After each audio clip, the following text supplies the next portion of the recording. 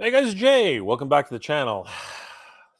Guys, I gotta tell you, I have been absolutely completely wiped. I don't know what spell PowerCon put on me, but I have been absolutely drained ever since coming back from that convention, but in a good way, in a really good way.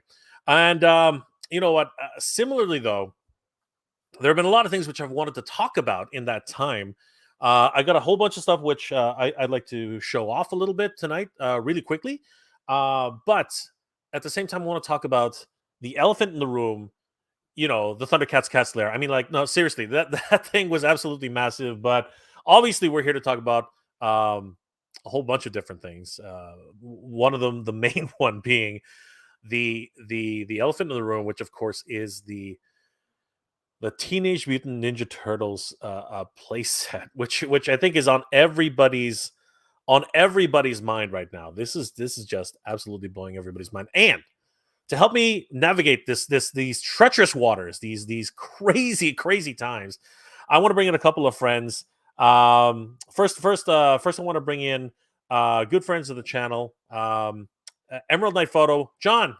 What's going on, my friend? How you doing tonight? What's going on? Doing Oh, good. good to see you, John. We were there at Yeah. PowerCon, right? Yeah. Like it was just a crazy experience. And you know, before we get into that though, how are you doing and what's going on in your life, my friend? What's happening? Much like you, Jay, I'm still recovering. I'm still it's been a while since I've been around, that many people. Crazy, And right? so, but Just it was good. It was good meeting everybody face to face. People I've chatted with on social media, and then people I've kind of just been following, and then actually got to meet them. Get to introduce them. Introduce myself to them. So that was real absolutely. cool. So, Absolutely. but yeah, just had a real good time, and really looking forward to going back next year. 100%. It's a blast, right? Yep. Someone else who was with us was our good friends. Carlos. Carlos, what's going on, my friend? The Badass Reviews. How's it going, What's brother? up, How you guys? doing today? Everything amazing, dude. Everything good, good, good, good, good. Excited for everything at PowerCon. Oh, it was just crazy, and we're going to recap a lot of those things that happened during that time, and everything that we experienced, everything that we saw, some of the crazy things, some of the not so crazy things, some of the some of the big things, and of course the most expensive things that were there. But again, I want to bring in some additional opinions, if you will, about what we're going to be talking about tonight. So I do want to bring in our good friends over at Toy Habits. Toy Sorceress, what's going on, Toy Sorceress? How are you doing tonight? I'm doing good. How are you, Jay? Good, good, good. Again, it's been a crazy week for the three of us, and we're all old men here, so we're completely wiped. But you're Yeah. young, you can handle it, Toy 80s Sorceress. kids. So 80s kids. Exactly. I've had a crazy week myself. I yeah, yeah. was You just sick did last you week. Yeah, and I had to quickly pack up my house and my toy oh room to get my house staged because I'm buying a house, so I had to sell my house, and so that's why you don't see any toys behind me. So that's been a oh bummer. so sad. But we got an offer yesterday on our house, so we're moving forward. Congratulations. Good job. So that's good Congratulations. news. Yeah. Have a Congratulations. new toy room set up, and it's going to take another month or two. That's But that's awesome. and we had I'm using total air quotes hurricane that was coming towards LA, Oh no. Mhm. Oh and no. it actually died down to a tropical storm. But it's raining out. It's not a big deal. But the media was like, get ready to hunker down and get sandbags and Yeah. blah blah blah. Yeah. 90-year Yeah. storm, and Well, Trust they then, made me, a big I live deal in out of it. Florida, so I know about it. but you know what? It's better that they say that than they don't. I mean, the Oh poor yeah. people in Hawaii, and Oh they had no yeah. warning. It That was was terrible horrible. for them. I really feel my heart goes out to everybody who was affected by Yeah. those fires. And you know what? We're having our own hotspots and fires up here in Canada, Yeah. British Columbia. Yeah. You were on a stream with Ken earlier Mhm. today, and he Yep. relayed the fact that he's in a hot zone right now. Right? Yeah. It's only about an hour Mhm. away from him or something like that. It's crazy. It's crazy. I I, mean, I 3 years ago there was a huge fire that ripped through LA all the way to Malibu. It was a mile from my house. I oh, could see the flames out my oh window, my like on god, the hill. that is And Listen, I we know what it's still, like to have a yeah, wildfire burn we through still your have neighborhood. warnings here It's in scary. Florida all the time with the hurricanes and people who live in the Keys. they don't listen to the warnings and they stay there with these No, big no. hurricanes that hit them. It's because it's LA. We don't get hurricanes here, so everyone's looking like, what the heck? And then we had a small earthquake an hour or two ago, Oh, which wow. Oh my was God. minor. Wow. Yeah, and everyone's laughing. We're like, earthquakes, hurricanes, what's going on? We're good. Are you kidding me, man? No. That's pure insanity. Nature's a Oh my wild gosh. beast today. That's crazy. Well, I'm glad. I'm glad everybody is well. I'm glad that you're well on your way to a brand new toy room. That is so Yes. exciting. So I congratulations! know, I can't wait. It's going to be so much fun. We miss your toy room, you know. So we. Really I know, and I'm gonna have to set up all brand new shelving because I don't have anything built in.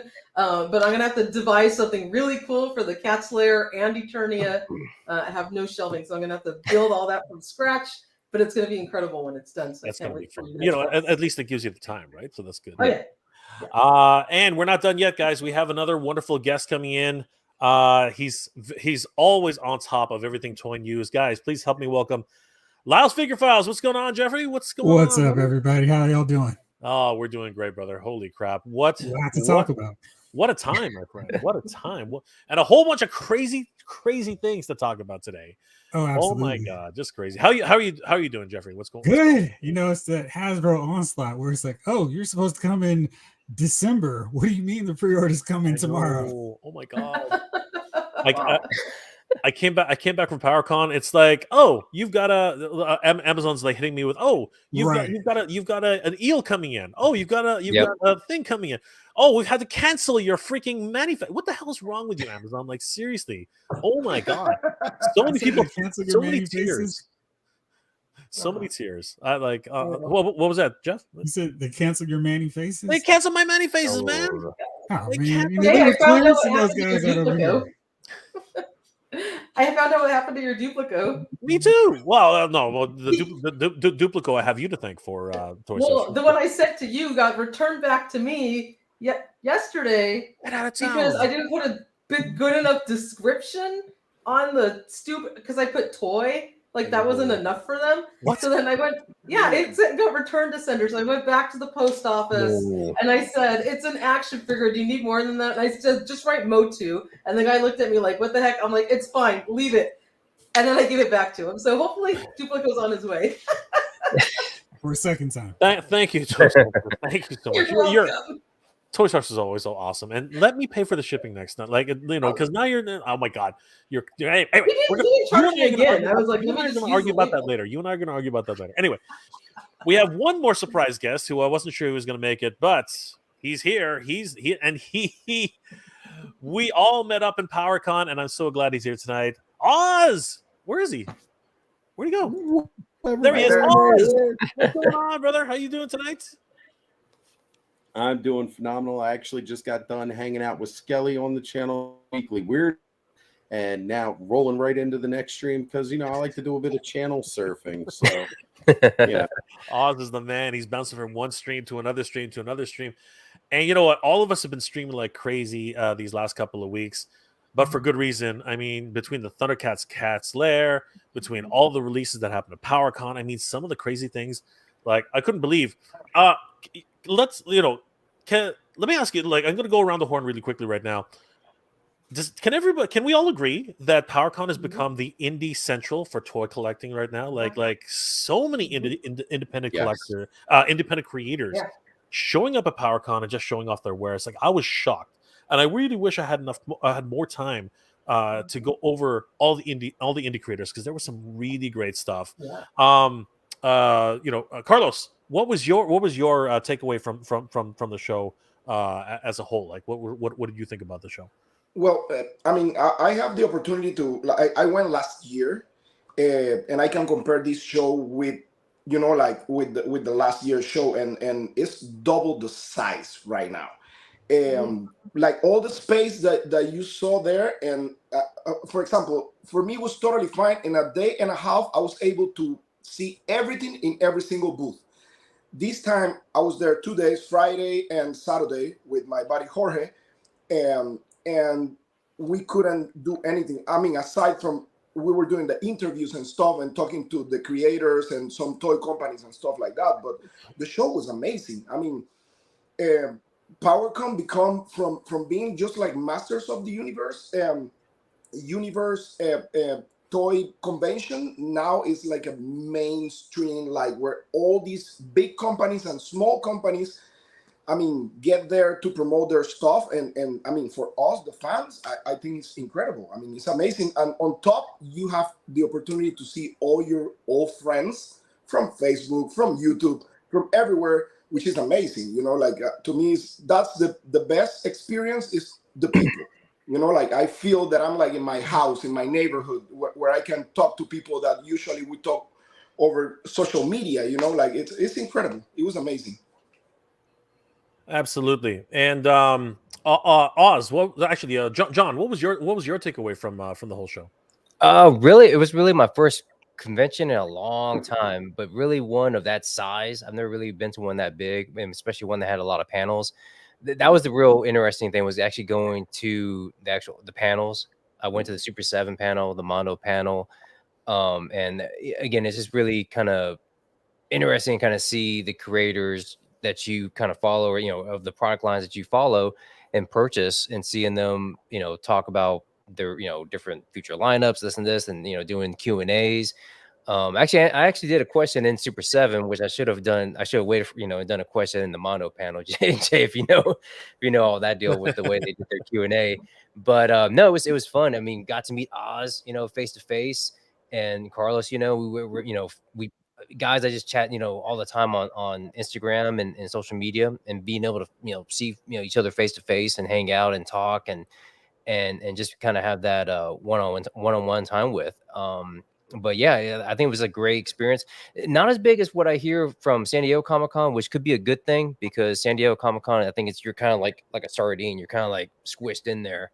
Whereas, PowerCon, you had enough room to kind of just, peruse all the booths, check everything out.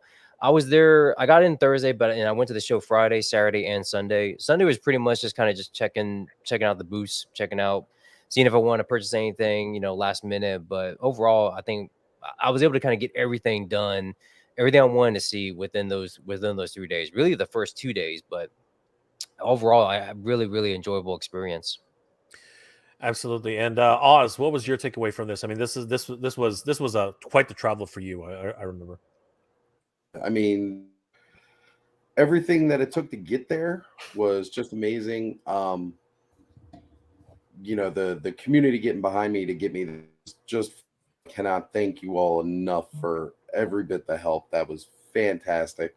Like John, I got there Thursday. Matter of fact, that night, spent some time walking all over Columbus, Ohio, just trying to find a place to eat because everything closed like really early. And stumbling across like some random concert that was going on, so we got a chance to hang out and enjoy a concert for a little bit while we were looking for food. But then, the actual convention started up on Friday, and waiting in the long line, because like John, it's been years since I've been to a convention, and just having experience of meeting. One of the things that really stands out about PowerCon now is, since Mattel has pulled out their support, their of being convention that was so grounded in Masters of the Universe and even Thundercats too, is now it gives a spot for all the indie guys to show up, show off everything, and truly be the stars of the convention. Whereas if they go to a San Diego Comic-Con, yeah, people see them, people know them, but everybody's waiting to hear about what Hasbro or Mattel has the pipeline. That's what everybody's lined up for. You go to San Diego Comic-Con, you go to Toy Fair, you go to New York Comic-Con, all these places, people are looking for the big guys. But this show that it's still big enough to get like a very well-known presence that, they go off there with nobody there to outshine them. And it goes beyond just like the realm of fantasy. Because, yeah, we had, 4 horsemen there showing off their Cosmic Legions and Figure Obscura.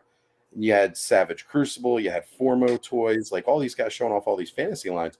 But one of the other big lines there for like 2 days is Valaverse had a huge presence there. So big shout out for Bobby Vala and everything, being able to be there, showing off going on, which shows where this convention is growing in a different direction from how it started. And that's phenomenal. The best part, the absolute best part and most amazing part was just the people and the interactions. Jay, getting a chance to meet you in person, John, meeting you, meeting everybody who was the alpha in the chat, Andrew Davis, like so many people just being able to walk up and see in person. Because, like, you know, Carlos, like, we talk to people online all the time. We see each other weekly. We get to chat, and you know, within the chat groups and like that. But there's nothing quite like that meeting in person and actually being able to spend time with somebody outside of this internet environment. And that really makes it special because we get a chance to do that and not be surrounded by all the fanfare of the bigger convention. As much as it is Mecca to the indie toy guys, it's also kind of like this Mecca for us too, to be able to congregate, spend time with each other, and even connecting with the people who create these toys.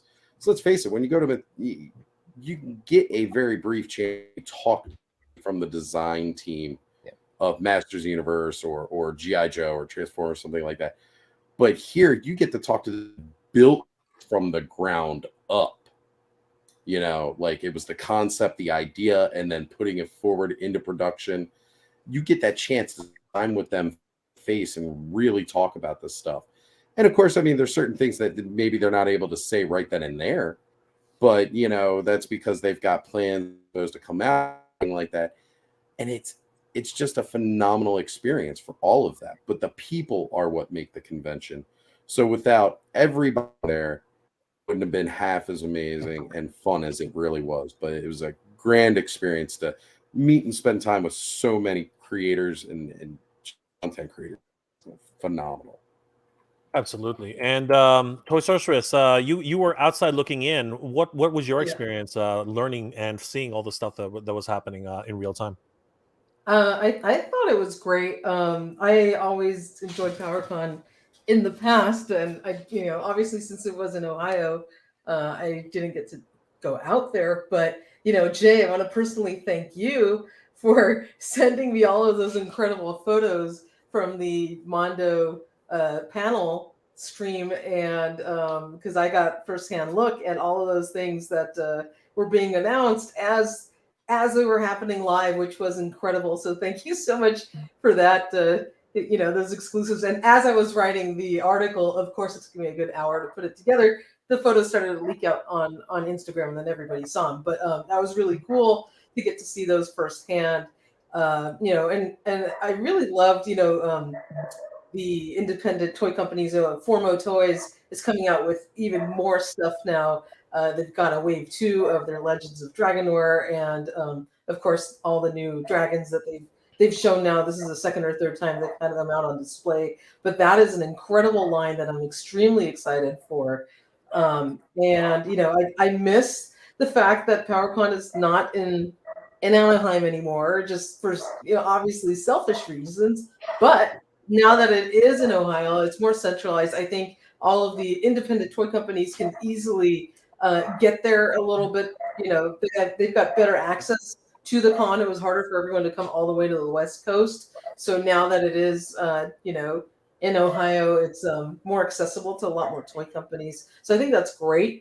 And I would have loved to have been there in person, but I am mega jealous that you got to see the freaking cat's lair up close and personal. And I couldn't believe how big the damn head was. You're standing next to it. That was so cool, and I loved your interview with Brian Flynn. That was just fantastic. So Yeah, thank you for bringing us all that news firsthand. Well, it's funny because like even though it looks as big as it does on screen, it doesn't compare to when you're there. It really really doesn't. It's completely. It doesn't give justice to the size of that thing. It's massive. Yeah, I mean, it gives me second thoughts on where am I going to put this thing at. I mean, seriously, I'm like, I didn't realize how big it is until you see it up close. I'm not kidding. The head is bigger than my head. Really? Yeah, I told Brian in my interview on my Instagram, I was like, dude, this thing is bigger than my head. It's huge. That's incredible. And Brian confirmed to us that the vintage Thunder Tank does not fit in the claw, but we probably were so close. I lost was cracking up when you asked him that question because I remember me and you were talking about it on one of your streams, hoping, contemplating, thinking it might fit, but I guess maybe it's a little no. It wasn't meant. It wasn't meant to be. It wasn't meant to be Toy Sorcerers. Jeffrey, what were your like? Did you see a lot of things that were happening? Like I know McFarlane Toys was there. There was doing a few announcements on their side. Actually, they canceled their panel. Yeah. It's actually kind of strange that they did that. Wow. Yeah, it was really strange. And did you have any takeaways from the things that you were finding out about? Oh yeah, I mean, I was following behind everything you were doing, so I felt like I was trailing right behind you, or being your cameraman during everything. The cast there just looks amazing. I mean, you guys are saying it didn't even do it justice, but from the screen justice, I was like, oh my gosh, this is going to be the greatest playset ever. And if something comes that's going to top that, I don't even know if it's going to be worth grabbing, because this thing looks massive. I don't have any Thundercats, but this thing is like pushing me so far off the edge to go, you can start a whole Thundercats collection from Super 7. Come on, Jeffrey, you know you want. Yeah, it's like, come on in. It's like I feel like the Sword of Omens is hypnotizing me. Like, yes, I do want this. So it looks really incredible, and I'm just amazed at everything. You know, I hadn't heard too much about PowerCon except these last few years, and it's like, whoa. So seeing all these different lines, and it's just so much more than Masters of the Universe. And of course, seeing the Mondo figures, that's another line that I've managed to hold off on, but I keep seeing all these releases and all these cool looking figures. It's like, do you really not want to have these in your collection? And I just feel like every time I watch these videos, and you especially, Jay, because you're like a pusher of figures, it's like, yeah, I can do that. I can find a place for it. He's a bad influence. It's like a drug habit. Is. You know you want it. It's like high school all over again. Oh my god, that's crazy. That's nuts. Yeah, no, it's been an incredible experience all around, and you know what? I think all of us who were there just were in awe about the overall scope and size. I mean, I get you know, Toy Sorcerers, you've been to a PowerCon, but from what I understand, it was a much smaller event when it was when it was in Anaheim. It was at Anaheim Convention Center, which is a quite small venue. It's basically, you know, like a larger ballroom at a hotel. It wasn't that big. Wow. Yeah, it was quite, I guess, intimate scale. But you know, Mattel was there, Mondo was there, Super7 was there, all the big heavy hitters were there, but it was not that large. It was pretty cool, and you know, I did get to meet Pixel Dan at the last one when it was in Anaheim, which was really nice, and it was still at the kind of mid height of the pandemic, so we all had masks on. And I'm sure, like, this was before Michael and I knew each other. We probably we always joke around, we probably walked right past each other and didn't even know it because we were both there. But I can only imagine how wonderful the one in Ohio must have been. And it looks like the convention has now expanded. So many new companies, and it's incredible to see how big it's become, and this awesome venue for all these indie toy companies. So I think it's helping to raise that up to another level. It really was just you know, it's as John said, it's not San Diego Comic-Con. Nothing can be San Diego Comic-Con, except maybe New York Comic-Con. But you know, these are two gigantic Comic-Cons, and they are like sardines. Like literally, when you're at one of these conventions, you are like this. You are fighting for space, right? Yeah. And it's pretty crazy. And they end up becoming line cons in many ways, because you're just lining up for exclusives half the time. And there's this whole culture behind that, right? This one felt very, very open. This one felt intimate. This one felt like you were part of something special. I felt that every time I turned a corner, something was happening. You know what I mean? Like there was a lot of things to do. There was a lot of room. There was a lot of camaraderie. Like a lot of people were just there to meet each other. You know what I mean? And it was amazing. Awesome. It was amazing. You know, my experience is going to be different from everybody else's experience. But I think if you're a content creator and you're out there, I was shocked at how many people actually came up to me that day. I mean, you know, Carlos, I'm pretty sure you met a lot of people. Oz, you met a ton of people, and John, I mean, you know, you probably met a whole bunch of people as well. Unfortunately, John doesn't have his face, you know, front and center, so it's harder to recognize John. But I mean, yeah, I mean, you know, that's why I got the hat. He branded himself clearly. Hey, it was so crazy because he came to me and he's like, "Hey, what's up, dude?" And I was like, as soon as I saw the hat, I was like, "Emerald Knight." He's like, "Yes," and I was like, "Oh my god, dude!" But yeah, I mean, talking about the indie part, dude. Tell me about Ramen toys. Oh yeah. Yep. Yeah, no, He was Ron, stealing the show. There was so Ace is here, much right? in what he on display this past Amazing weekend. stuff. The He-Man and the Skeletor. Yeah. Yep. Whoa, dude. Man. You know, when I saw that, That's brave. instantly- That's brave. You know that, right? I instantly That's brave. thought to myself, C and D letter. I'm like, I'm not covering this because somebody sent me pictures of it, and I'm like, we didn't want to poke the bear again at Toy Yeah. Habit, so I stayed away from that. yeah. But Even though I but think it's really cool that you're doing that. But Ace. listen, I'm gonna tell you. Aside from Mondo, of course, I was able to talk to Hector and with Peter for a while. I mean, I know Peter because he's from here, from Florida. He's local, but I was able to meet Hector in person, and we were talking a lot.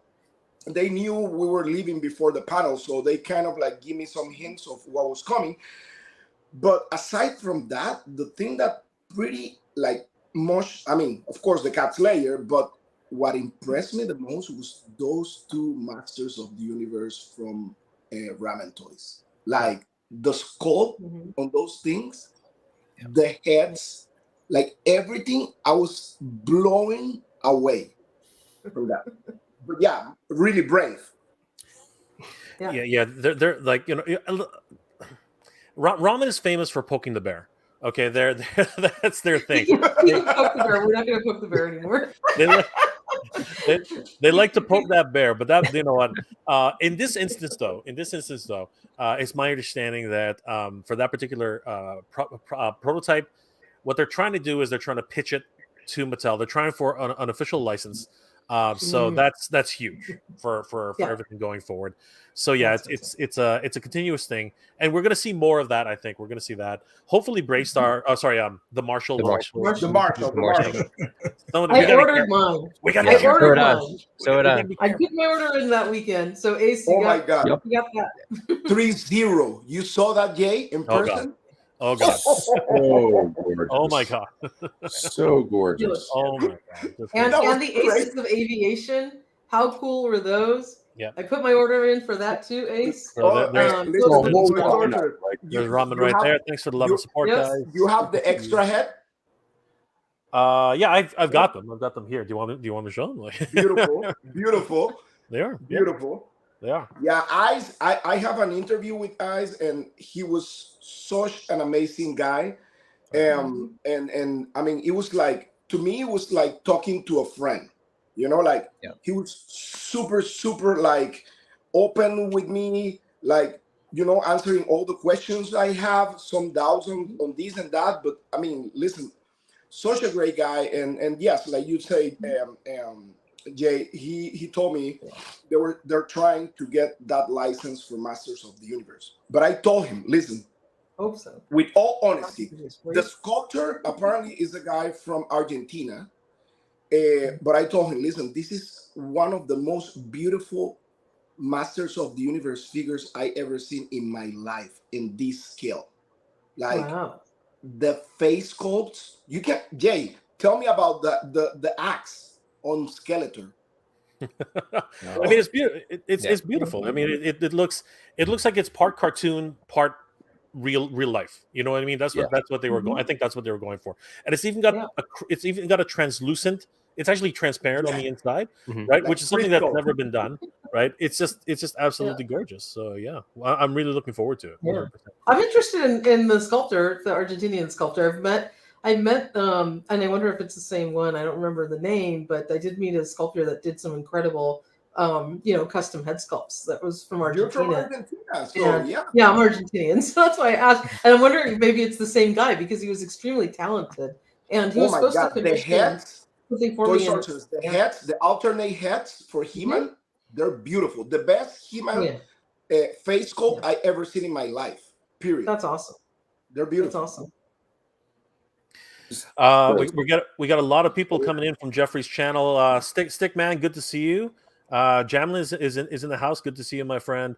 Aftam is in the house. No, he's right. He's right here. He's right there. he is. Right, that He way. is right there. Yeah. It's always opposite. So a lot of great friends. Thank you guys for being here tonight. It's awesome. And you know what?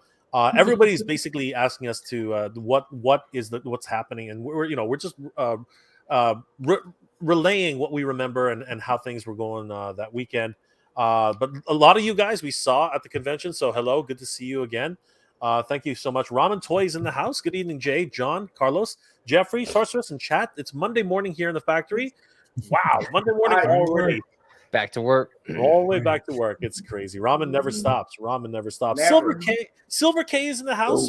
It's a full blown orgy. It's a Not fully it's a yet. 6-way. Right, Silver K? It's the human centipede. It's the human centipede. I'm gonna tag out now. No, that's been too much there. Nolan's in the house. What's going on? It's Nolan? an inside joke.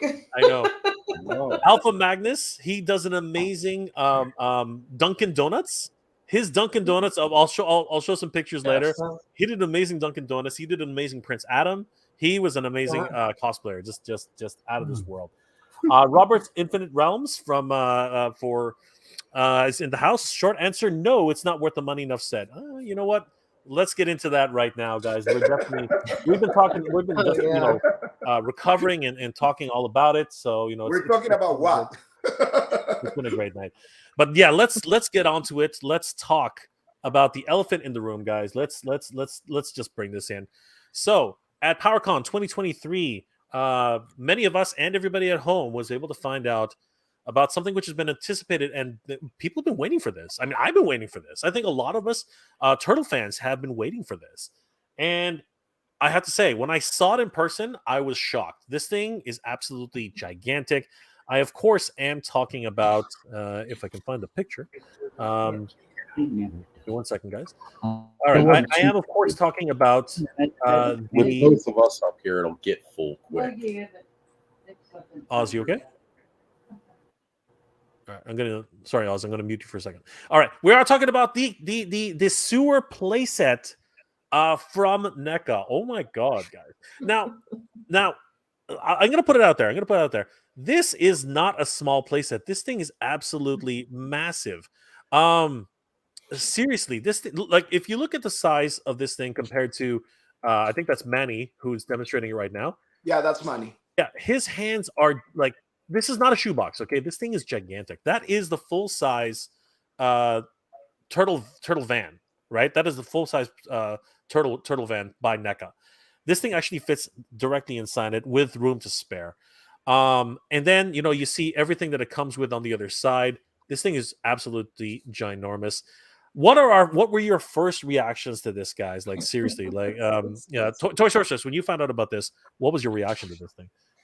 I mean, it's cool. You can set up all your turtles sitting in the little living room. If you're lucky enough to get that accessory set with the baby turtles and put the little TV set there, would look awesome. But $300 is excessive for something that is basically a diorama. I mean, it's not very complicated. There's no moving parts to it.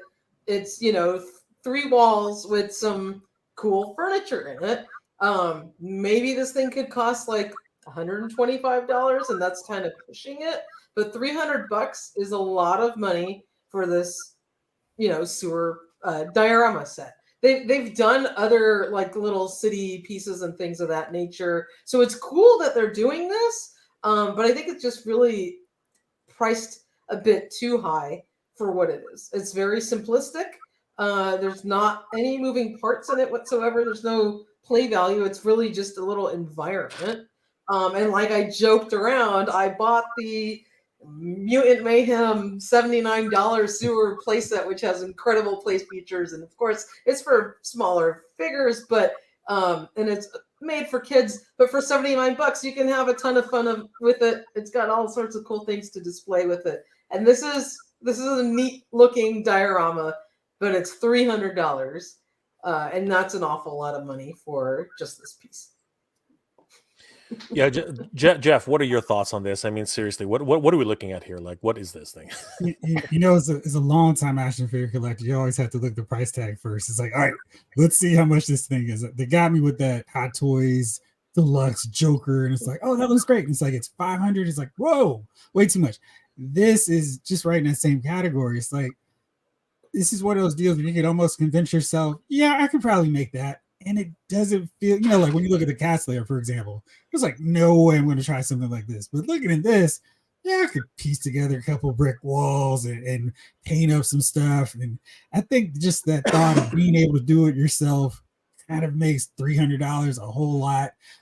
Somebody in the chat mentioned, hey, you know, this is half of the Cast Lair. The Cast Lair is such a massive scale, and you see where your money's going to. I mean, you think of the His Tank, that was $299. That has light up parts, places to put your figures, removable elements to it. This is just, hey, here's the turtles chilling and maybe watching TV, and hey, here's somebody bringing in some pizza. There's like nothing else to this set, and I just don't see value to it. So It's just absolutely nuts. I mean, Jorge, John, you guys were there. Oz, we were there.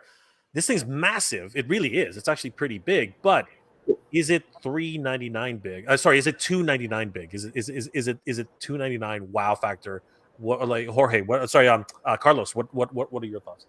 Well, man, I have some dioramas that I use to take pictures and to do my reviews on YouTube, and I have one big piece right there that a friend's did to me, and I think that's like 1, 2, 3, 6 parts, like walls with different scenarios. Like I have an alley, I have an inside building and everything. Dude, like, I'm gonna be honest with you, it's a stretch. It's way too much. I mean, you just mentioned the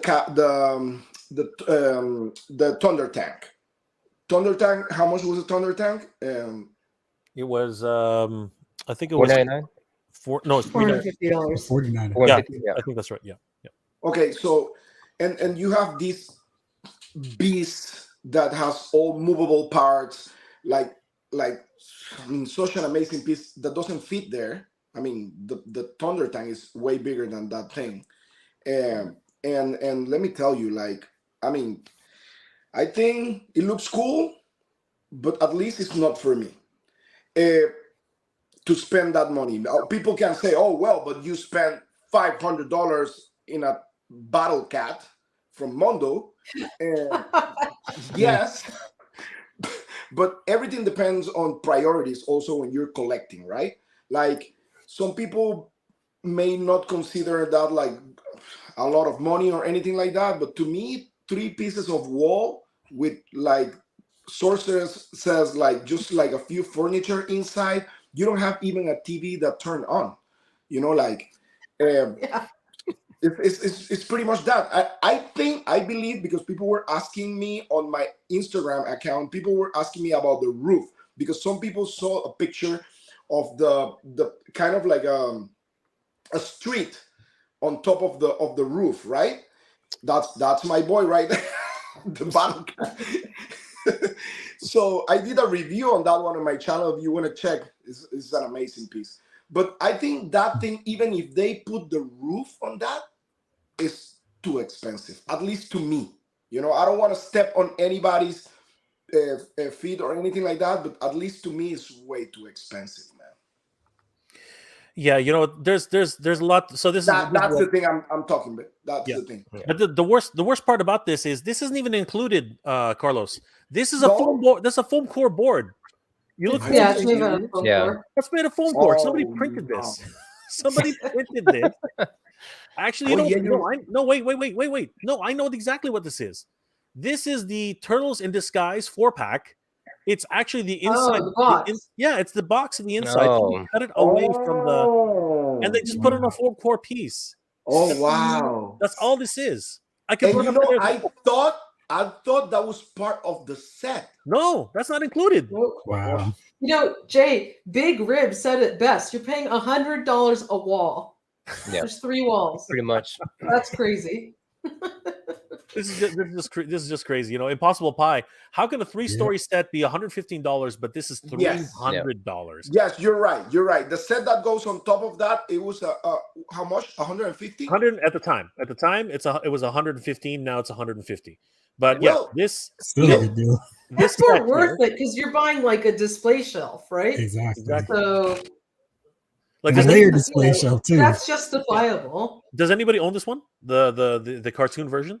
Because this one's going for buco bucks right now.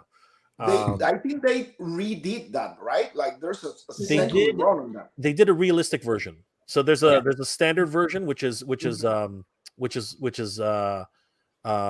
much more realistic. It's actually for, like, you know, regular street thing. This one actually has a channel 6 background. It's got the night sky. It's got for the cartoon. Okay. right, very Yeah. cartoony, right? The other one's more realistic, right? But think about this, and he's right, and they're right. This was at the time, this was $115. If we go to Big Bad Toy Store, if we go to Entertainment Earth right now and we type in Diorama, hold on, Still there? Diorama. They just Street Dio. Yeah. Hold on. See if it'll come up. There it is. Yeah. No. Shoot. It's still only 114. Wow. Yeah, I got mine on pre-order right now. Yeah, That's that's a great value. That is cheap. And look at the feel size you of that thing. Yeah. That's a kick in the I'm gonna have teeth. to get one of those Yeah. for my turtle display now that I have no shelves. Yeah. The one Guys, item. I think it's too much. I mean, if you put that side to side compared to this one, I mean, dude, come on. Yeah.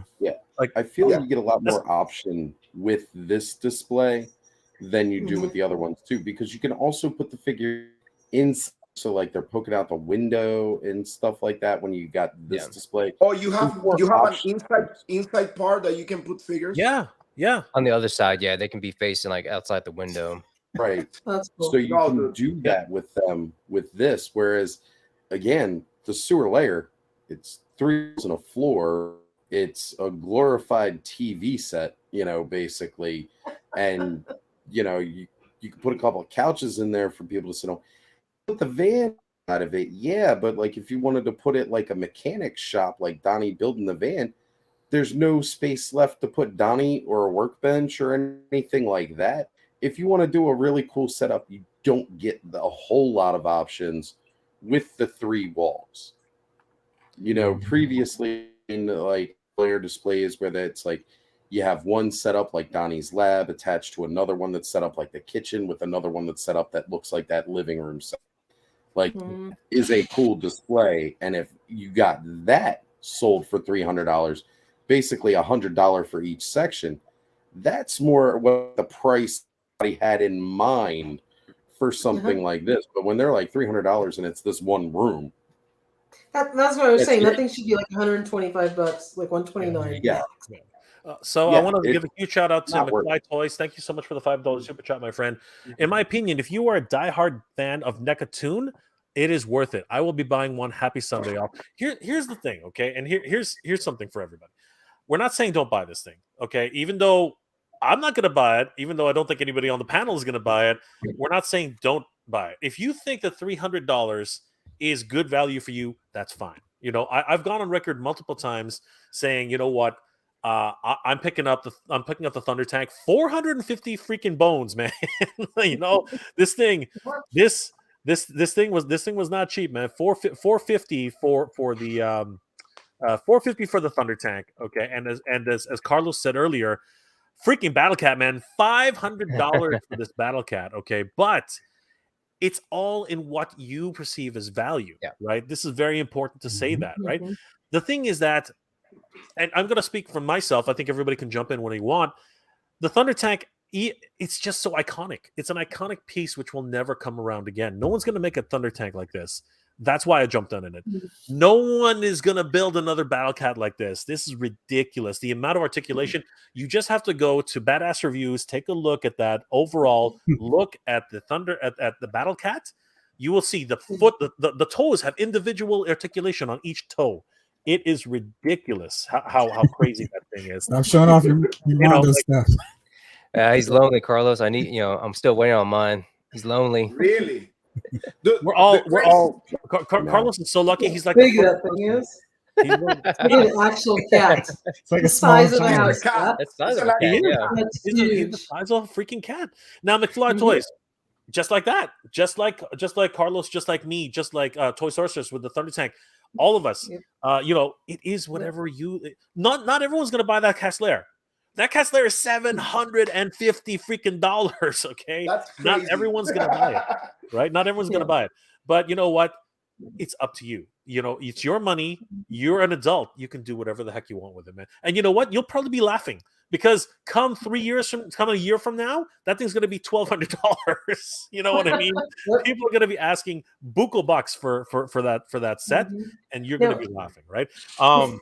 But if they offered the other parts of the sewer layer with it, like the kitchen and like the little Yeah. workshop or whatever it is, if it had like 3 sections For room. to it, even if the other 2 sections weren't as big, if they were like Small if they were half add-ons the, if they were half the connected size through. and connected, Right. all 3, that would be awesome, and maybe it would make it a little 300 worth it.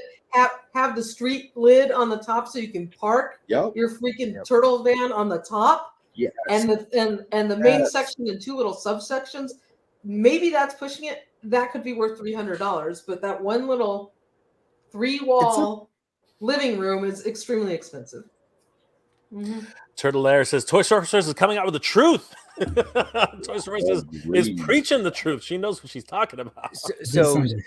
I mean, honestly, when you think about it, the plastic, the design is fairly simple. They've sculpted in some brick walls and a pipe, and then some furniture pieces.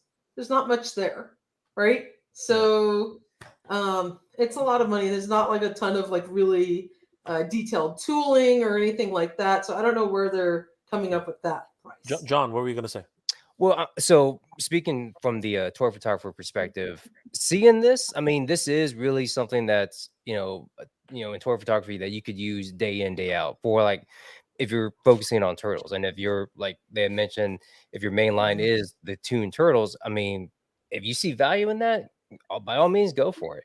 But Great. for that price point, I can have somebody, and I've had people make something of that size and scale for way less, like for 150, 175. Yeah.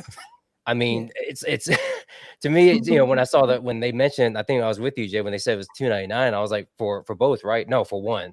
Okay. And then you're You and I fell over. I'm out. We literally fell the hell over. We were like, "What the?" Yeah, I think John caught me. He was. I was falling over. John's like, "No, it's okay." yeah. It's So okay." that was just, yeah. I can't really justify that price point for just that. I mean, but again, I do see the value. I mean, I could see the value. And now, if it was like a cutout of Castle Grayskull or Snake Mountain with a lot of like intricacies of in there, and and then you're speaking more to my heart, and I'm kind of okay. I can and Even at that, put it under your grace or under either side of it. Like if that opens up and you can set it on top of, right, that adds more value to it because it's adding on this box. Yeah. Afton Child says, "Hey Jeff, did you see the Blue Beetle yet?" Not yet. I'll probably see it when it comes out next month on Max. Max, yeah. I'm waiting. I'm gonna wait out on it. It's just these days with theaters, it's a hit and miss for me. Ramen Toy, oh my god, thank you so much for the $50 Hong Kong super chat, my friend. You are amazing. In my opinion, if a backdrop needs licensing fees, it is ridiculous. Created characters are IPs, yes, but a background scene, well, yes, if the design is unique to TMNT, but think about it, it comprises non-IP items in a background. This is a freaking sewer. Yeah. This is a sewer. How many people? First of all, not many people have been down in the sewer, granted, but this thing is a freaking sewer. Like, how many sewers could they? It's like if you go downtown, if you go into like an older city like New York, right? It's made of brick. Like, sewers are actually, they're these round circles. And how can you copyright something like a sewer? I don't know how that's even possible. But I'll tell you right now, there are a lot of people. I've seen it. I don't know if you guys have seen it, but if you go to Ramen Toy right now, so many people have been just yelling at Ramen, make a sewer playset for us, because this is absolutely ridiculous. They're literally yelling at Ramen, begging Ramen to get this thing made. What are your guys' thoughts about that? Should NECA be allowed to copyright something like that? I think that would be stupid. No, You no. know, Jeff, what are your thoughts? Like, just straight up, what's Well, I mean, you have that Extreme Sets sewer Exactly. backdrop, which does basically the same thing. I mean, it's like I don't need to spend $300 to put some turtles in a background set with them. It's like, okay, thanks, guys. And that's why I think these values of play sets where there's different elements, different levels to them. It's like, cool, that's more, but just something that's one level where they're not even, there's no interaction, there's no doors to open for them to come in and out, and it's just there. I don't see it. And then the point of whole, hey, we're gonna copyright this sewer design so you guys, nobody else can use it. I mean, this is a perfect opportunity for a company like Ramen to go, hey, here's a sewer backdrop. We'll put TMNT on the other side and just call it a day. I mean, it's just, it's just weird. I think we could all have fun with some backgrounds, and some companies try to take a little bit more, grease the wheels, try to be like, hey, let's see if we can go 300 for this set. And I think this is a really bad example of it, just trying to see what they can milk their customer base for just because they slap Teenage Mutant Ninja Turtles on it. Absolutely. Russell Lemieux is commenting to Jeff. This is a probe. NECA is seeing what people are willing. Actually, he's echoing exactly what you're saying. This is a probe. NECA is seeing what people are willing to pay. This will increase the price on everything, and I only bought two. I only bought two. Nice job, Russell. Well, thank you, Russell. Thank you for pushing that on us, Russell. We appreciate that. That from what John said, like about the toy photography perspective, right? I mean, I use a lot of like different elements, and you can use this to take good toy photography. But my point is, the same. I'm with John in that aspect. Like the diode that I have has magnets, has lights, has everything, and one of them is like 6 walls, that you can replace, put there, like switch, create different, like scenarios and everything, and has lights and everything. And I pay like maybe like $200 for that thing. Yeah. And it's huge, it's massive. And I can storage there that everywhere, and it's super well done, like super quality. It's not like the cheap stuff. And I pay like $200 for that, like to my toy photography. Like, I know it's cool, it looks cool for a display, but picture this. I mean, not everybody. Do you guys feel like NECA is trying to push how much money can we get out of our fan base? Yep. Right. Well, I like they're pushing the envelope because their products are typically priced very reasonably, right? Their action figures are not that expensive. They're for the amount of tooling and quality that they give you in the paint apps. So that they're able to produce things at a reasonable price. Now, given that this has very little tooling, it's a fairly simplistic diorama playset, I think that they're like, well, people are willing to pay X for this thing and X for that thing. So can we get $300 for this, sewer living room? That's how I feel like they're trying to kind of play the fan base and see how much money they can get out of us. Because it honest to God, like that thing does not cost them whatever their profit margin and all of that stuff has to be. There's no way that $300 is the price they need to sell it for to justify making it. I highly doubt it. Knowing the way that they can build things, I don't think so. But I mean, you could 3D print a lot of that stuff too, and it just like wouldn't cost nowhere near amount. I mean, absolutely. Yeah. Are you kidding me? Did you see the detail on that crusty old sofa? That's like $150 value right there. Absolutely. We'll get Aaron. We'll get Pains to make one. They're like, hey, if Jay is paying $600 for the Cats Lair, he can pay $300 for this, right? Well, especially since he got 2. I mean, once again, I don't disagree with you, Carlo, but at the same time, it's just one of these things. It's subjective at the end of the day, right? Plastic Soul Collector. The street scene is a way more complicated than the sewer as well. You know what? It's got multiple levels. You can put people in the back. We talked about that. You can change up the background scene. there's just a lot of different play features that are, and what NECA was saying at the time was you can actually, which I thought was hilarious. They were saying that, oh yeah, you can take everything out and put in the so everything's in there, but if you take everything out, it's a garage. It's like, what are you? That's an expensive garage. Yeah. No, Maybe they're gonna dual purpose that sofa, for instance. I don't know. Like honestly, for $300, they could have gave this thing a freaking lid that looked like the street and had a spot to park your damn turtle van. You're not going to park the van inside your living room. It makes no sense. You would park it up on the street of New York. You're not parking it down in the sewer layer. So that's lame. Sorry, guys, but give us a freaking lid to this thing and at least make it usable. the pink sofa transform into a bed. There you go. That's It's a sofa bed that makes it worth it right there. I mean, There you little go. things like what Toy Sorcerer said, like have the lid on it, but then have a ladder off in the inside on the bottom floor with the manhole, and you can lift it, slide it open, and they can climb up and down. I mean, just little things like that make a It's that difference. other level. Exactly, Jeff. Exactly. Actually, Jeff, here's another one for you. The best thing about the street set from Snowglare, the best thing about the street set is the wide availability. Some stores offer discounts and cheap or free shipping, so you can get closer to $100. There's that Jeff mentality of waiting for a better deal. Always about a better deal. My comic store has that street set. Yeah. Patient. Yeah, the street set, that's pretty much the go-to for a lot of toy photographers too. I've seen that a lot of people using that. I mean, it's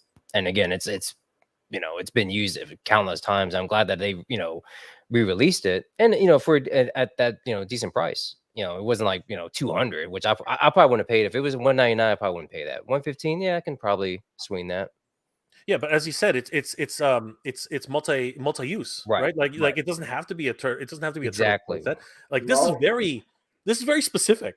Yeah. You know what I mean? Like I'm not gonna probably put Batman in there or I mean, And it's very cartoonish. That's the problem. Like for photography, like you need to use very cartoonish like action figures in order to have something cool there. Right. Yeah, but like it doesn't look good if you put like a McFarlane toy action figure there. Exactly. Yeah. And on that, we have another guest coming in really quick, but on that note, I mean, technically, you could probably put Spider-Man in there, right? Why? Well, Spider-Man, on a very iconic scene, he ripped off the Venom suit, on the front cover, and hung it on in the sewers, right? So there are certain things you can cross over with this, but not very many. Right. They're just like I guess you could say that Batman went into the sewers to get Killer Croc. There's a lizard out there too. Yeah, there's a lizard too, but it's very rare. You know what I mean? Like it's a very, very rare thing. Oh my gosh. So, I want to give a huge shout out to Jeff W. Thank you, my friend, for the $10 super chat. You're amazing. Jay, what a great panel you have assembled here. There's no way one can justify two of these TMNT layers being equal in value to the Super 7 Cat's Lair. Just freaking ridiculous. Buy the Cat's Lair for your turtles. That's really a good point. Doesn't it make the Cat's Lair now feel like it's such a great value? This puts it in perspective. Right? Like, way to go, Brian Flynn, for giving us all you did for his $650. Thank you, Jeff W, for that. That's awesome. Definitive Toys, my friend, thank you for the $10 super chat. You're amazing. Not to mention, you still need to buy accessories pack. Oh, this is true, actually. This is a big sticking point. This is a big sticking point that a lot of people have been bringing up. You still need to buy the accessories pack. Donatello's lab and all the other parts are yet to be released. You're probably looking close to $1,000 all in on the set. Definitive Toys, you do make a good point. I'm going to be bringing in our special guest in a second. Definitive Toy makes a great point. There are actually supposed to be 3 of these dioramas. There's going to be the living room set that we see right now. There's going to be the kitchen set that's going to be released later this year, and then there's going to be the training room set. Arguably, the training room set is the one with the biggest value. It's got punching bags, it's got weapons racks, it's got a whole bunch of different features.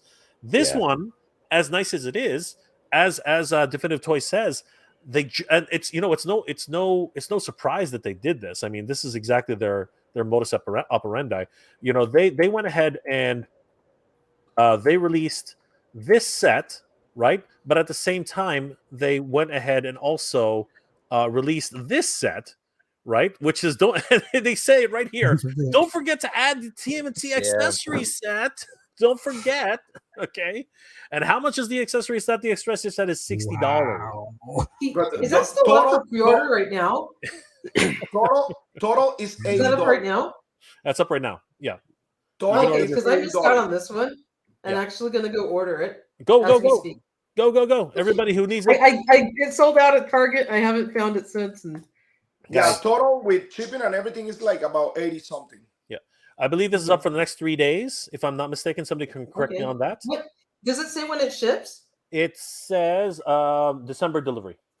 But again, you can take this accessory set and put it in an extreme set and be the same thing for like half the cost. I mean, again, these accessories are cool, but all you need is just the backdrop. You don't need to spend $300 on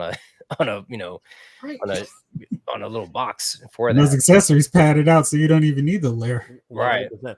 Thanks again to Definitive Toys for that. And if you go by the Mad Hatter suggestion or the Flipper Frank suggestion, you can always go the other route and head over to AliExpress and try your luck there. I mean, it's things are happening everywhere, guys. There are options.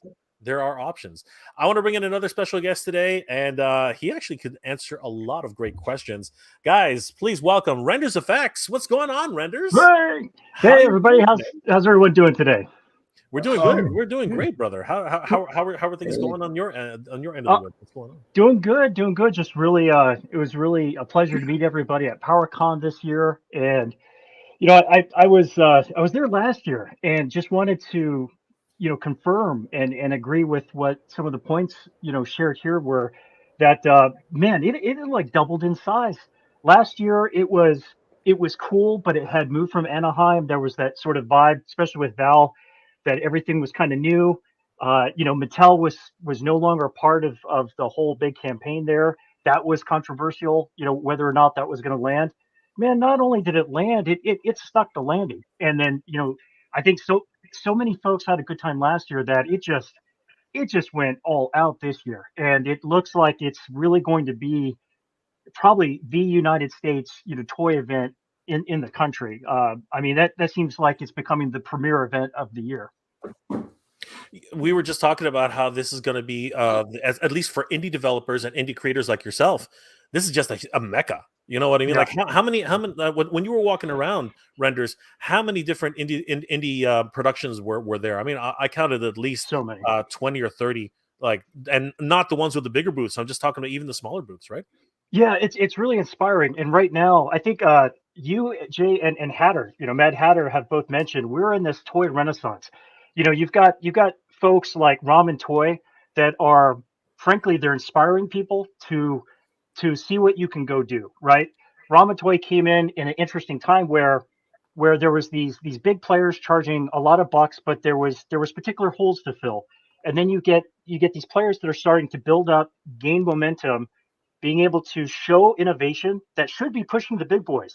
They should be inspiring these larger companies to offer more value, because folks like Ramen Toy and Savage Crucible and these other up and coming brands and properties, it's amazing. It's a toy renaissance right now. And then you have jokesters like myself that you go to an event like that, you get inspired, and then you go home and you start, if you're a sculptor or designer, prototyper, you start designing and you start trying to work with folks that may be interested in your ideas. I mean, it's a completely different time. You no longer have to be a big, massive corporation to have a piece of the pie. And I think that's an amazing and beautiful thing. It's just incredible. And so many different creators were there. You were there yourself. You just popped in really quickly, picked up your exclusives and walked out. It was awesome. Toy Stalker, thank you so much for the $5 super chat, my friend. I really do appreciate it. Another great retailer, Toy Stalker, guys, you should definitely check them out. And he does mention, if anybody's interested on the Ramen's Masters of the Verse heads at the PowerCon exclusive translucent stands, there's limited stock available at Toy Stalker, which is excellent. I'm just going to go ahead and showcase a little bit of that. So, oops, wrong one. Hey, Jeff. Hold on. Where the heck am I? Where'd I go?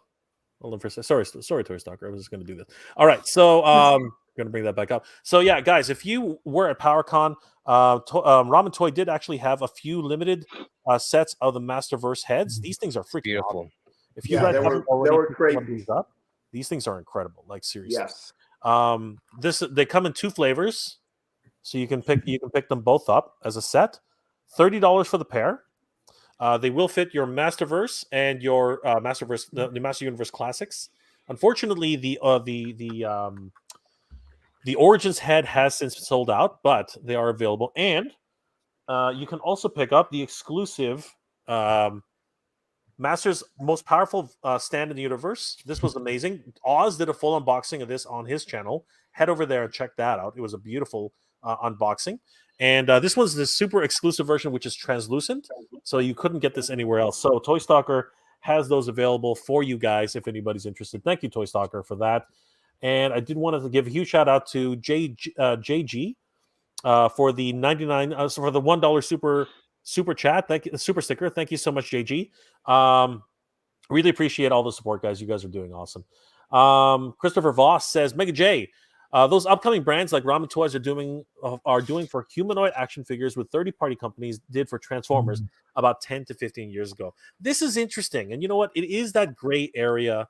Let's put it to the panel, guys. What do you think about the third-party KO scene?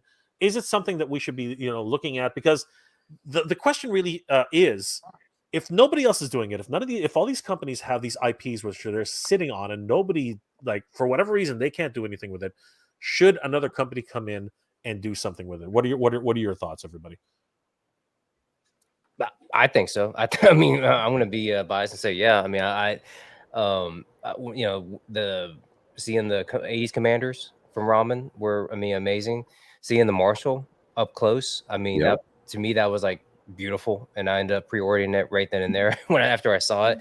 But I mean, no, I think it's just it's only fair because if us as fans and collectors, something that we love, if it was something like dear to you as a kid and you want to see something like a modern version of that, with today's talent and tooling and everything, then why not? I mean, why not give fans what they want and what they're willing to pay money for? If people are willing to pay for it, then I mean, by all means, I think they would should do it. I mean, again, you get into legality of everything, but still, I think, I mean, I feel like I'm gonna be so happy when I get that Marshall, because I was it looks beautiful. It does, and it just it's gonna go great in my collection. And like the masters of the verse heads and just anything out there that they're creating that's kind of tied to an IP that's owned by a different company. I'm all for that, because again, I mean, I'm a big fan of Mask growing up, and they just hasn't been that resurgence of it. I mean, I would love to see that Hasbro or whoever pick that up and just run with it. And if it takes a smaller independent company to do that, by all means, go for it. I love third parties, dude. Like, just look at this guy. I have this Wei Yang oversized MP10 from Transformers, and this piece is beautiful. And I was always looking at the Hasbro one, and I was like, wow, that's too small. And this thing has like light up future on the gun and everything, ain't transformed and everything. And look at the size of this thing. Wow, that's amazing. Like, I'm all, and the quality is incredible. I mean, third parties, dude, why Seems not? like that's where the quality usually is a lot better too with third parties. Yep. Why not? I love what Ramen Toys is doing. Absolutely. Used to be back. Hey, your third party guys definitely were kind of like that more bootleg knockoff, kind of like you felt like it was cheap. But they've grown so much, and there are a lot of IPs that the big companies are sitting on because they fell out of favor years ago, and there's no presence of them now, so they don't think people will buy it. But part of the reason that nobody's interested in buying these things, there's no media for it, unless there's a media out there, they're not willing to take a chance on a license, it seems. But instead, they just sit on it.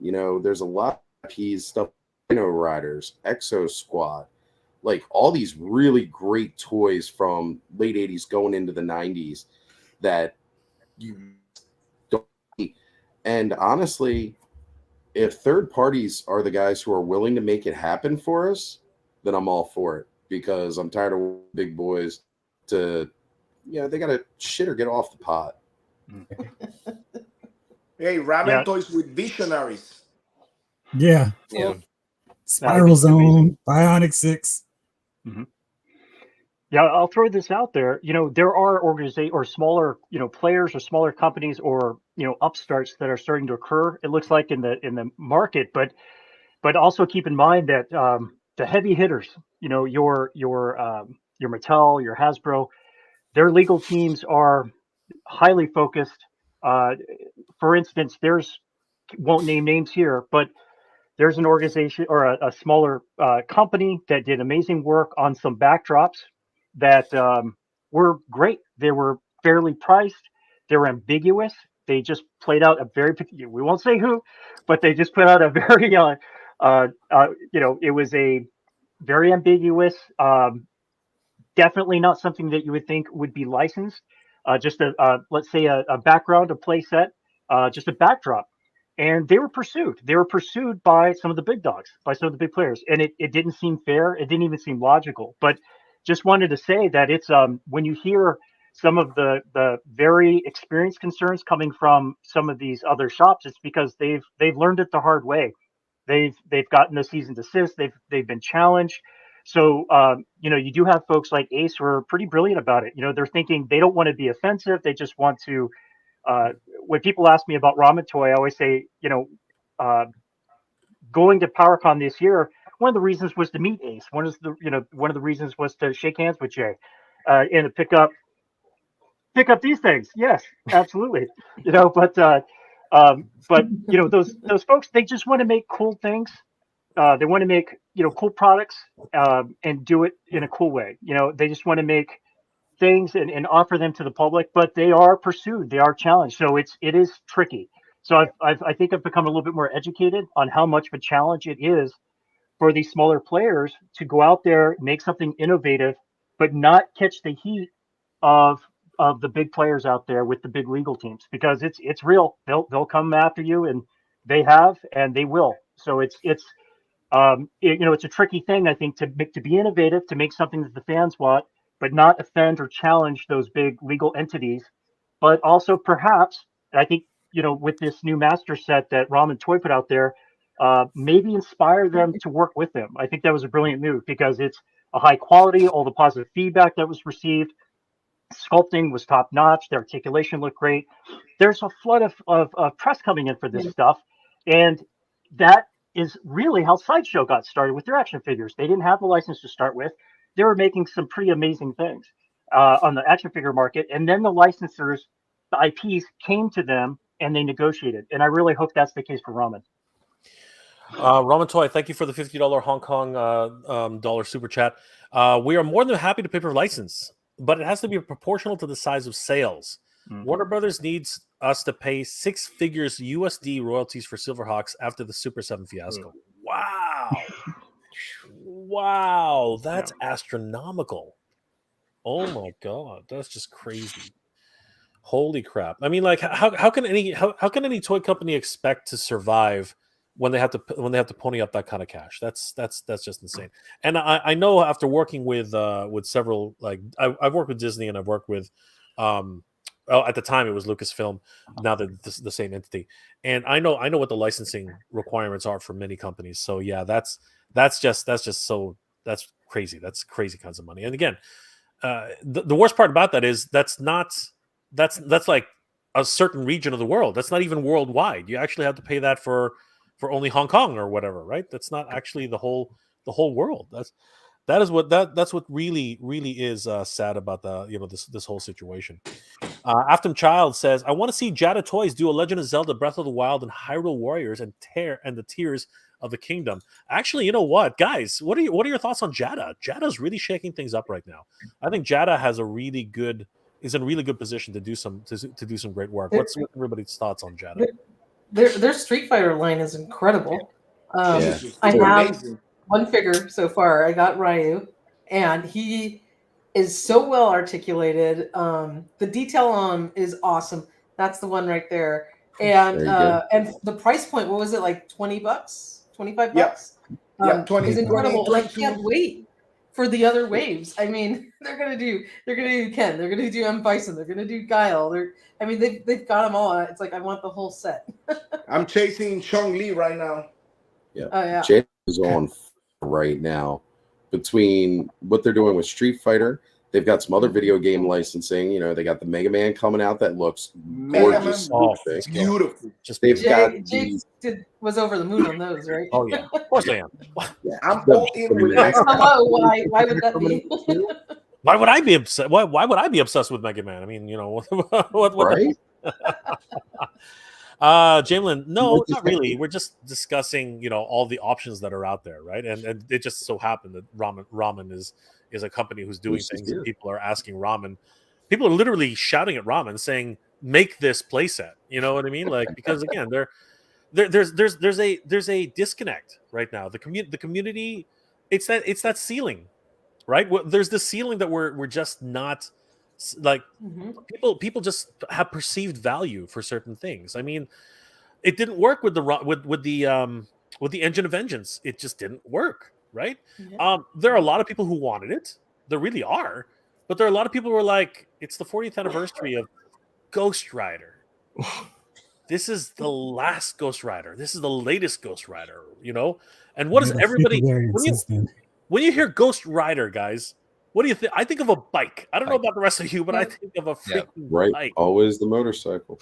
Maybe I'll think of a horse. I don't know, but I think of something that you ride, not something that you drive. If it was called Ghost Driver, I think I'd be now. Not to say that Robbie Reyes isn't a great Ghost Rider. I think, you know, he's got all the earmarks of a wonderful Ghost Rider. But if you're celebrating the 40th anniversary of Ghost Rider, you're looking at, you know, the history of Ghost Rider, right? I don't know. That's just, guys, somebody jump in. That's just me. I was happy enough with the little retro, you know, the 3 3/4 inch version of Ghost Rider on his motorcycle with this awesome packaging, and that was like $15-$20, and you know, not $300 for that set, or however much it was. but what Ramen Toy's doing is incredible. I mean, his new car was awesome.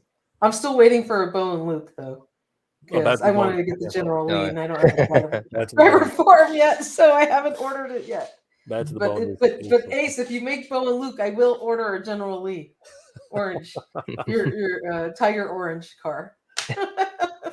It was beautiful. It was there in PowerCon. Bigger than I expected too. Yeah. Yeah, it was beautiful. Yeah, it looks amazing. Absolutely. And also, man, talking about PowerCon, dude. Tell me about Mondo, dude. Tell me about Mondo. Okay, Oz unfortunately had to go, guys, but thanks, Oz. We guys, definitely check out Oz Tremendous Toys on YouTube. Wonderful content creator. He had to go. He literally just sent us a private message. Something happened. Hopefully everything's okay. Oz, it was great to see you, brother. I got ambushed. I don't know. Like for whatever reason, they decided to. They're picking on me, man. I felt like I was being picked on. Aw, poor Jay. John was there. Yeah, they were being so mean to me, man. Yeah. No, it was all in good fun. Actually, here's what's crazy. Okay, everybody here, Jeffrey, Toy Sorceress, Badass Reviews, even John, Emerald Night Photo. Sorry, Render, not trying to keep you out of the loop. It's just this for you know, YouTubers, toy YouTubers right now. But they all know us, eh? Like I'm just gonna go out and pay, like you know, so when I went to the Mondo booth, right? When I went to Mondo booth, they were like, it's Mega J. I'm like, who? What? Who are you guys talking about? Right? Like seriously, like I was shocked. They and that kept happening over and over again. Yep. I'm like, you know who I am, right? Like it was one of those moments where I'm like, you're like, yeah, we watch Toy Habits, we watch Mad Hatter, we watch all you guys. I'm like, Oh crap! We should watch what the hell we're saying now. No, I'm just kidding. I'm just I kidding. have nothing but good things to say about Just them, right? everything. The point is, you know, what I'm trying to say really is, if you make good content, if you actually have a voice, and you know what, they pay attention, right? This is what they do. And you know what, Jeffrey, you're making waves. Toy Sources, you're making waves. Badass Reviews is making waves. I mean, Badass Reviews just had the Thundercat, the Battle Cat before anybody else, and got a review out the same day. I mean, this is the crazy things that are happening. And don't think they're not looking at you, John. They are. They're like the toy photography that's out there. Renders, you got to watch out, because you know some of the things you know. I'm just kidding. But no, I'm serious. It was one of those surreal moments where people were like, I would go up to a place, and I would so you know what Carlos is saying. I would walk up to you know Mondo, for example, and they would say, hey, you know, you should come to the panel. I'm like, oh, what's up? And they're like, well, Jay is actually hosting the panel from Geek Dad Life, and you should try to crash it. I'm like, are you freaking kidding? Like, you know, they were that's what they were saying. It's like, you should crash the panel. You should make a scene. And I'm like, are you kidding me? Right. But they ambushed me instead. You know, they were pointing at me. They were. It was a lot of fun. It really was. It was just like, it felt like a lot of different communities coming together, and the companies are and again, Mondo's not the biggest company in the world, but they are doing big things. You know what I mean? And the fact that they're actually interacting with content creators like us the way they do at a show like PowerCon, I think that really made it feel like a much more intimate setting. It really made it feel special, right? Because Carlos, you had a ton of interviews that day, right? And you know what? They never. I don't know about you, but to me, they felt like they really wanted to talk. They really wanted to talk about everything. Dude, one of the best experience I had was when I interviewed Brian Flynn from Super7. Like, after the interview with Brian, we were talking, and James Groman came and he introduced himself to Brian, and they start talking, and I was like, okay, these two monsters of the industry are here talking, so I'm leaving. You know, like, I feel like I shouldn't be here, right? Like conversation between two adults, and there you have like this little 10-year-old kid, right? And when I was planning to leave, Brian was like, no, stay and come. And he took me like inside the booth and everything, and we start talking between the three of us, and they were asking me my opinion about this and that. That was the coolest thing ever, dude. You know, and I mean, Mondo, Hector, Peter, they're super awesome dudes. Like, they're like the most humble guys like in the world.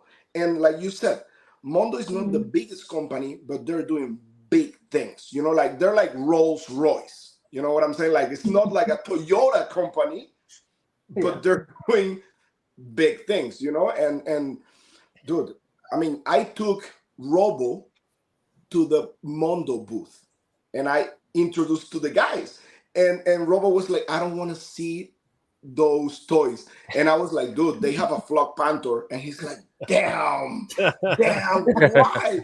Dude, it was hilarious. Oh my god, what'd you guys think of the retro vinyl Scareglow, the 15-inch that they announced? Yeah. How cool was that? Like, oh my God. god. That's just, listen, they announced also the figure. They're gonna release like a Scareglow that is gonna go with the horse. Yeah. So Nightmare. that's insane. Absolutely. Ramen Toy, thank you for the $25 super chat, my friend. Jada Toys has gone from diecast vehicles to character license and action figures. So yes, the future is very, very bright for Jada products. Yeah. Absolutely. Yeah, they're big time into cars. Yeah. The Scareglow figure, it's a soft vinyl figure, but I think they might have limited articulation. I'm not really sure what. But that's like, cool. That's why I got out of it. It goes with the retro 5 POA, you know, 1980s original version of Scareglow in this awesome, huge, you know, scale. Which to me, it's totally fine. If that's all he moves, I'd be super happy with him. They're gonna do a 1/6 that goes with the horse too. Yeah. Yeah. They're gonna do one that goes with A it. new one. Yeah, that's 100%. good. I like the I like the inner glowing skeleton. I like the translucency of the figure. You know, That's crazy. everything about it is like a home run, right? How much is gonna be? Did they tell something about that in the I don't think they gave pricing. Toys R Us, do you remember? I don't think they gave any pricing. I don't No, think they didn't give No, any not pricing. not on those yet. No. no Mm-mm. pricing from what I remember. Yeah. I wonder what the sky sled's gonna be. Oh God, you know what? They're gonna start doing vehicles. Like, oh my Oh my God, God. But I And don't it's think it's gonna all- be that. I don't it's think it's gonna all be like tools. battle There's no cat stickers expensive. on there. I mean, it's like No, no. he's got a ride on this, right? He's Yeah, got a ride exactly. on it. It's smaller than Battle Cat. It's own like if you look at a Sky Sled with Prince Adam for Origins, you know, it's Mhm. it's not really the size. I think it's going to be like maybe 250, like much like a figure. Mhm. I think That's it's going to be yeah. along those lines. It's Yeah. crazy. Randall Gazik says once again, isn't this made to order product, a modified crowdfunded project with no cheers? I don't think it's. I know. Basically, you have 3 days to order the Yeah. sewer, right? You have. So let me bring it back up for a second.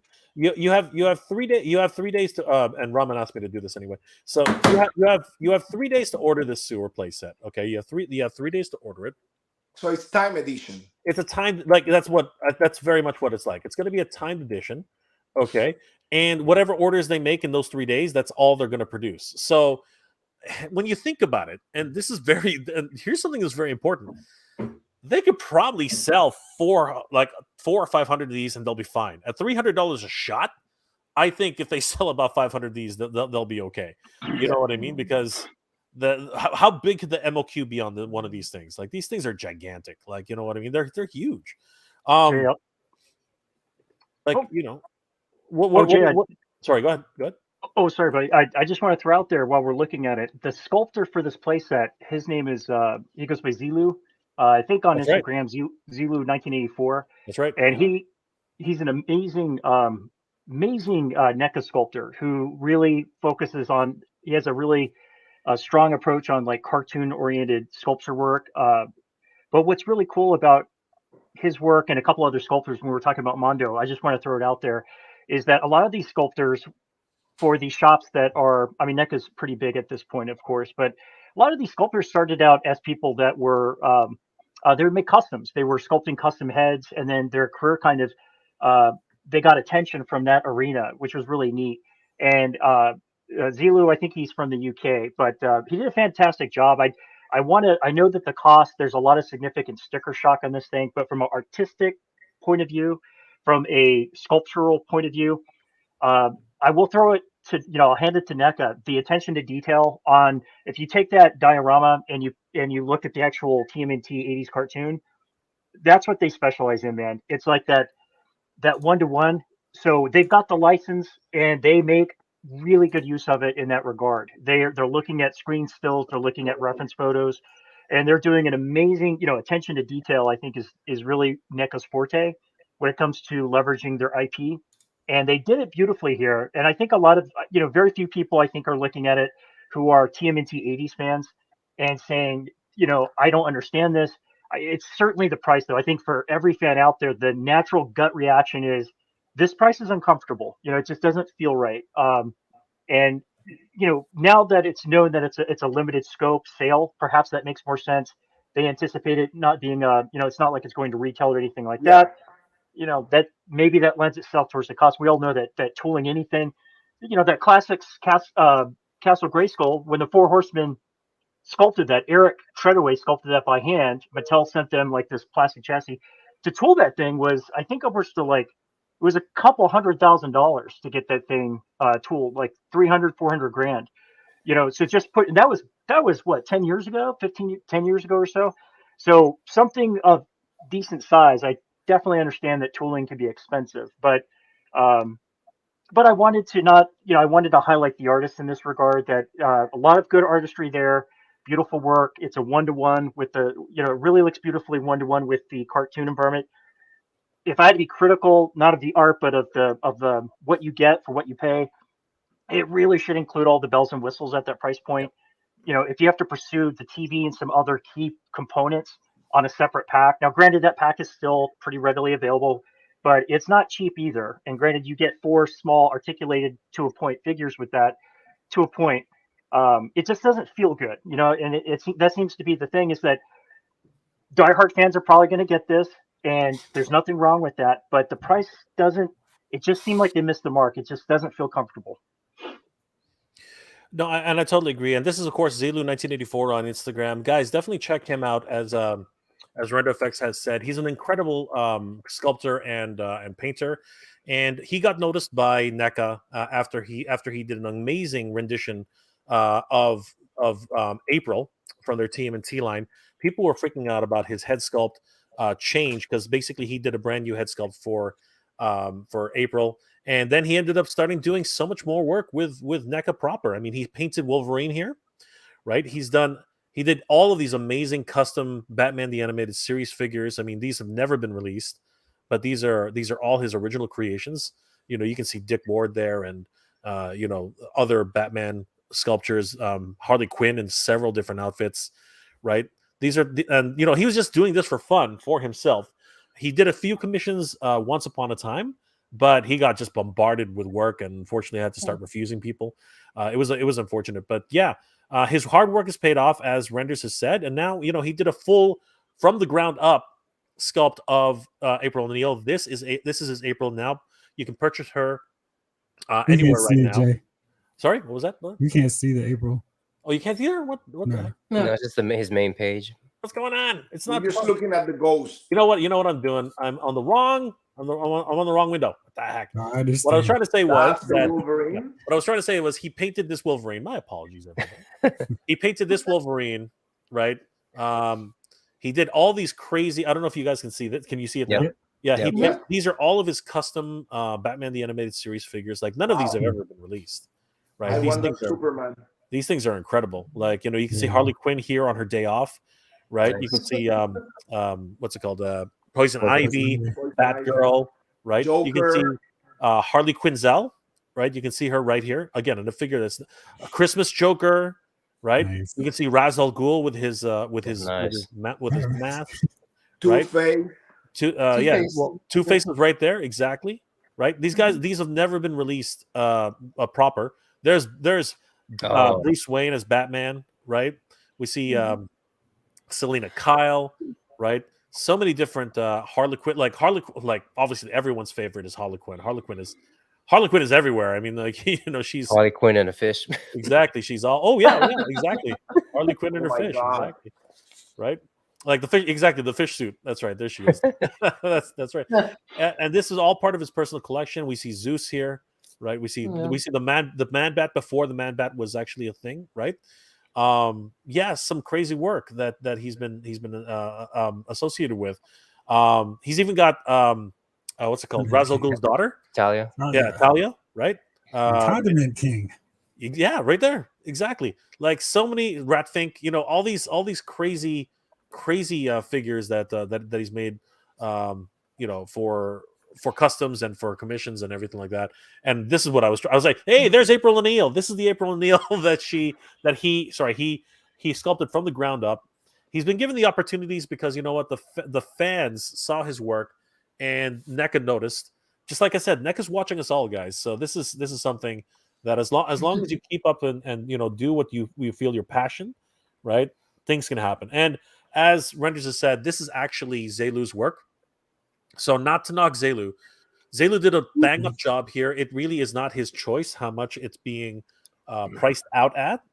It's unfortunate that had to happen, but you know, I think as Render said, I think he did a bang-up job. That's not what we're trying to say here, guys. We're trying to say that the creative process on it, the everybody who does anything from toy sculpting to toy photography to all the great stuff, and of course sculpting like Renders does. You know, this is the stuff that people very rarely recognize or sometimes forget, right?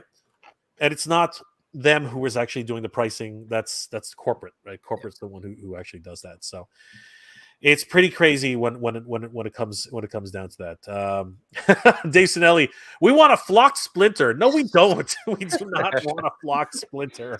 We need a flock rat. Exactly. Well, Super7's coming out with a version of Splinter that's flocked. With his V1 version, he's coming out. Is that right? Oh my god! Really? Yeah. Really? I did not. not. That was part of Wave, whatever the 2 waves ago that were up for pre-order. I ordered him. I think he's cool. You know what? Talking about I stand Super corrected. 7. Anything about flocked, I mean, I'm a sucker for. So Talking about Super 7. speaking of what the flock. I got Mossy's keeping me company because everybody else is packed up. Oh wow. The most looking figure ever, right? That Mossman. Oh my god, this Moss Man is incredible. The best thing in the Origins line. I am just I can't say enough good things about Ismail? Moss Man. He is just worth every penny. I know he's a $40 Origins figure, but totally worth it. Does he smell, Toy Sorceress? He did smell when I first got him. And now his smell's pretty much dissipated. That's just but, he had a very light. Gotta get some pine trees around him. Yeah, I mean, I took him out. I had to live stream actually yesterday from the park. Me and Michael when we were on because they were having an open house at my house. I got kicked out because of the inclement weather today, and actually Mossman was with me. If you haven't checked out that episode, we were in the park together. But yeah, so he's great. He's absolutely great. You know, Toy Sorcerers, now that you mentioned Super 7, one of the questions that I asked Brian Flynn about the Silver Hawks, the new ones with the back metal, right? Because people were asking a lot about how the on this part is gonna be with the back metal, because I was thinking it will be like the regular that has like this like rubbery soft material, and it's like 2 pieces of hard plastic. So that's going to hinder the articulation a little bit. He told that in the interview I did with him, and he said that out loud, like, listen, it's going to hinder the articulation a little bit. Do not try to push this too much because you're going to scratch the figure there. Yeah. You know, that was one of my big questions with Super 7. I mean, he can't change, chemical structures of stuff. Yeah. So vac metal is made to stick to certain types of plastic. Exactly. And when it does, it makes it rigid, right? So you can't really change that fact. But we're going to get some incredibly gorgeous figures out of it. And I think Super 7 did a really great job at retooling and re-engineering the figures, modifying the joints ever so slightly to make sure that, they shaved off a little bit as the joints pass each other as to not affect the back metal. So in the arms and the legs, they look all of that. It's incredible what he did. Some things had to be made, of a harder plastic. Of course, I know Brian talked about the joints that are inside the arms. Those are made of another plastic called POM that vac metal can't stick to, but it had to be vac metalized all at once. So the vac metal will wear inside those joints. That's natural and it's meant to happen. You won't see it inside there. But I think Brian did an incredible job at really bringing us the Silverhawks that we wanted. And I think the best of all possible worlds that he could, because vac metal is what it is. But at the end of the day, the figures look incredible. They will work rather well. Oh, they're amazing. He was articulating the figure. He gave me the figure in hand. I articulate the figure, and it looks amazing. It looks amazing. Yeah. But on the side note and positive note about that, I don't know if I didn't have time to like comment this with Jay and also with John, but I talked to Jorge about it just before my interview with Brian. He was interacting when I was like waiting. He was talking to a person, to a guy, right? And this I want to put it outside because this was really special, at least to me. He was talking to this special need kid, right? And the kid was really like shy, like he was with his mask and he was kind of like very awkward and he was really introverted. And when I saw Brian interacting with him, he didn't care about how many people were waiting in line.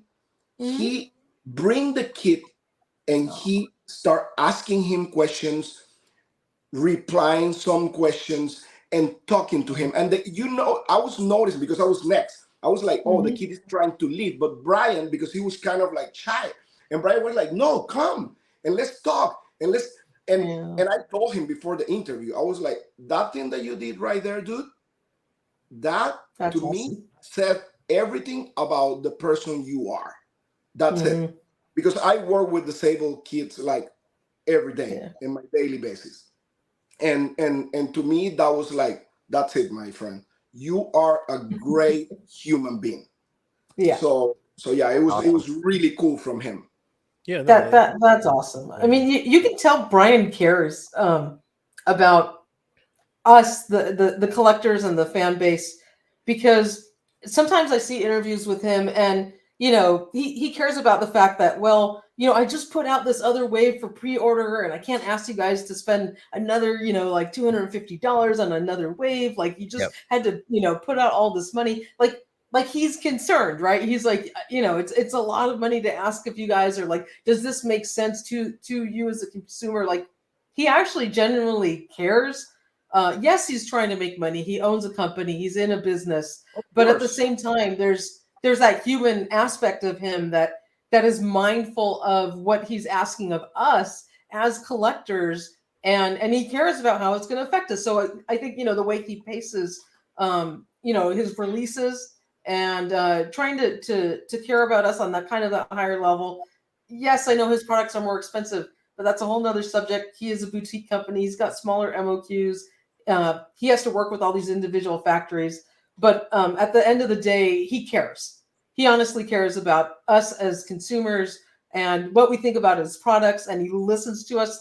And if he didn't listen to us, we wouldn't be getting back Metal Silverhawks, because he already released the same characters. And now he went back and said, look, you guys really wanted this, and I wanted to do them right. Listen, so, he told me, like, aside from the interview, he told me, like, listen, I'm here because of everybody that is here around me.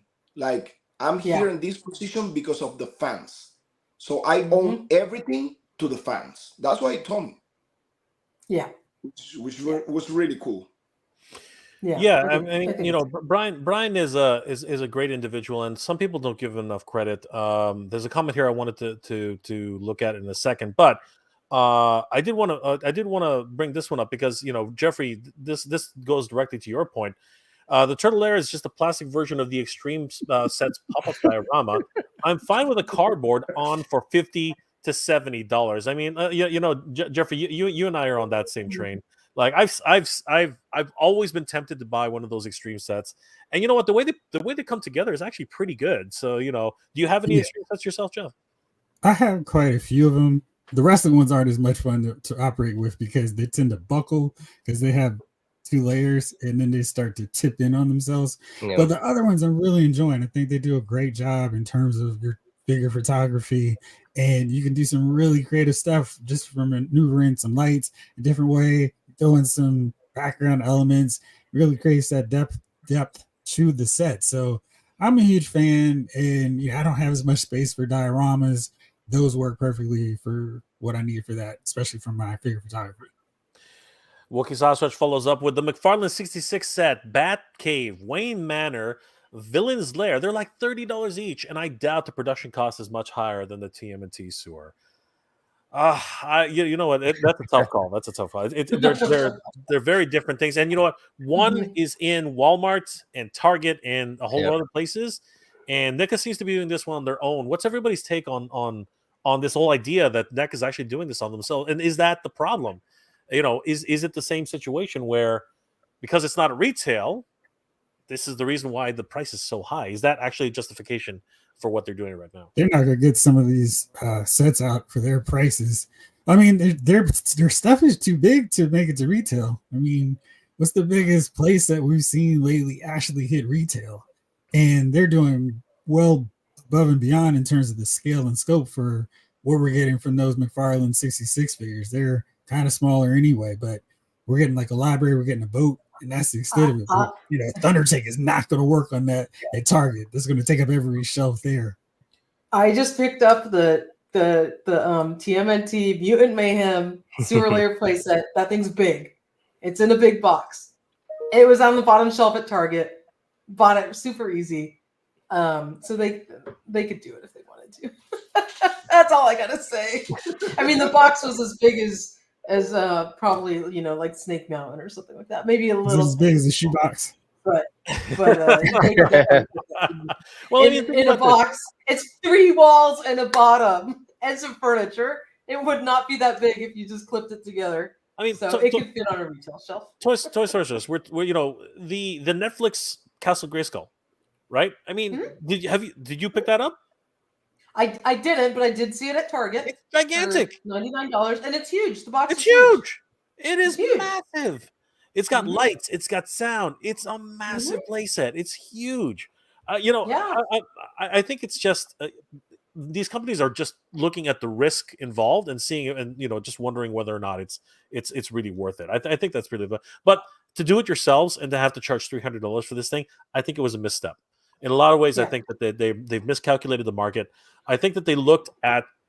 Make no mistake. I think that after the success of the Cat's Lair, I think they were like, maybe we can try $300 on this thing. I mean, they're just as a lot of people have said earlier. I think they're just testing the waters to find out what sticks. You know what I mean? If it's going to actually be too hot or if it's going to be too cold. It's sliding off. Yeah, and Jay, I'll share this on the official NECA official Instagram page where they posted the 3-week open pre-order. Starts at the NECA store. There's a litany of comments there where the tide has sort of turned. They've built. I mean, NECA's built a tremendous lot of goodwill in the past, and then there was some. They always had beautiful sculpts and beautiful looking product, but then there was a period of time where the plastic was a little brittle. They really came out of that, and they've done stellar work, built a ton of goodwill, and so it's really telling when they post something. Generally, it's a lot of positive feedback because they've earned it. Not saying that the product doesn't look good, but the feedback on their own Instagram posting is pretty brutal. There's a lot of chit chatter where people are not happy, and it's that weird natural feeling. When you look at the new Lair for Thundercats, I mean it's all when you see that thing in person, it's amazing, and your jaw drops, and you're inspired to do whatever it takes to get the thing. I felt that way with the Super7 Snake Mountain. It sits behind me right there. That's a passion piece. I love that thing. I love that Brian got that across the table. It was insane to do it. He did it, and I thank him for it. This particular thing, though, it just the natural gut reaction is very telling, and you can see it right there on the posting.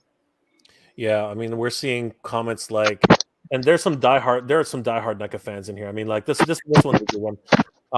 Adding to the high price complaints, NECA, I love you, but I can't wrap my head around the price. I feel lucky to be able to afford it, but I'm not going to buy it because I really would feel FOMO ripped off.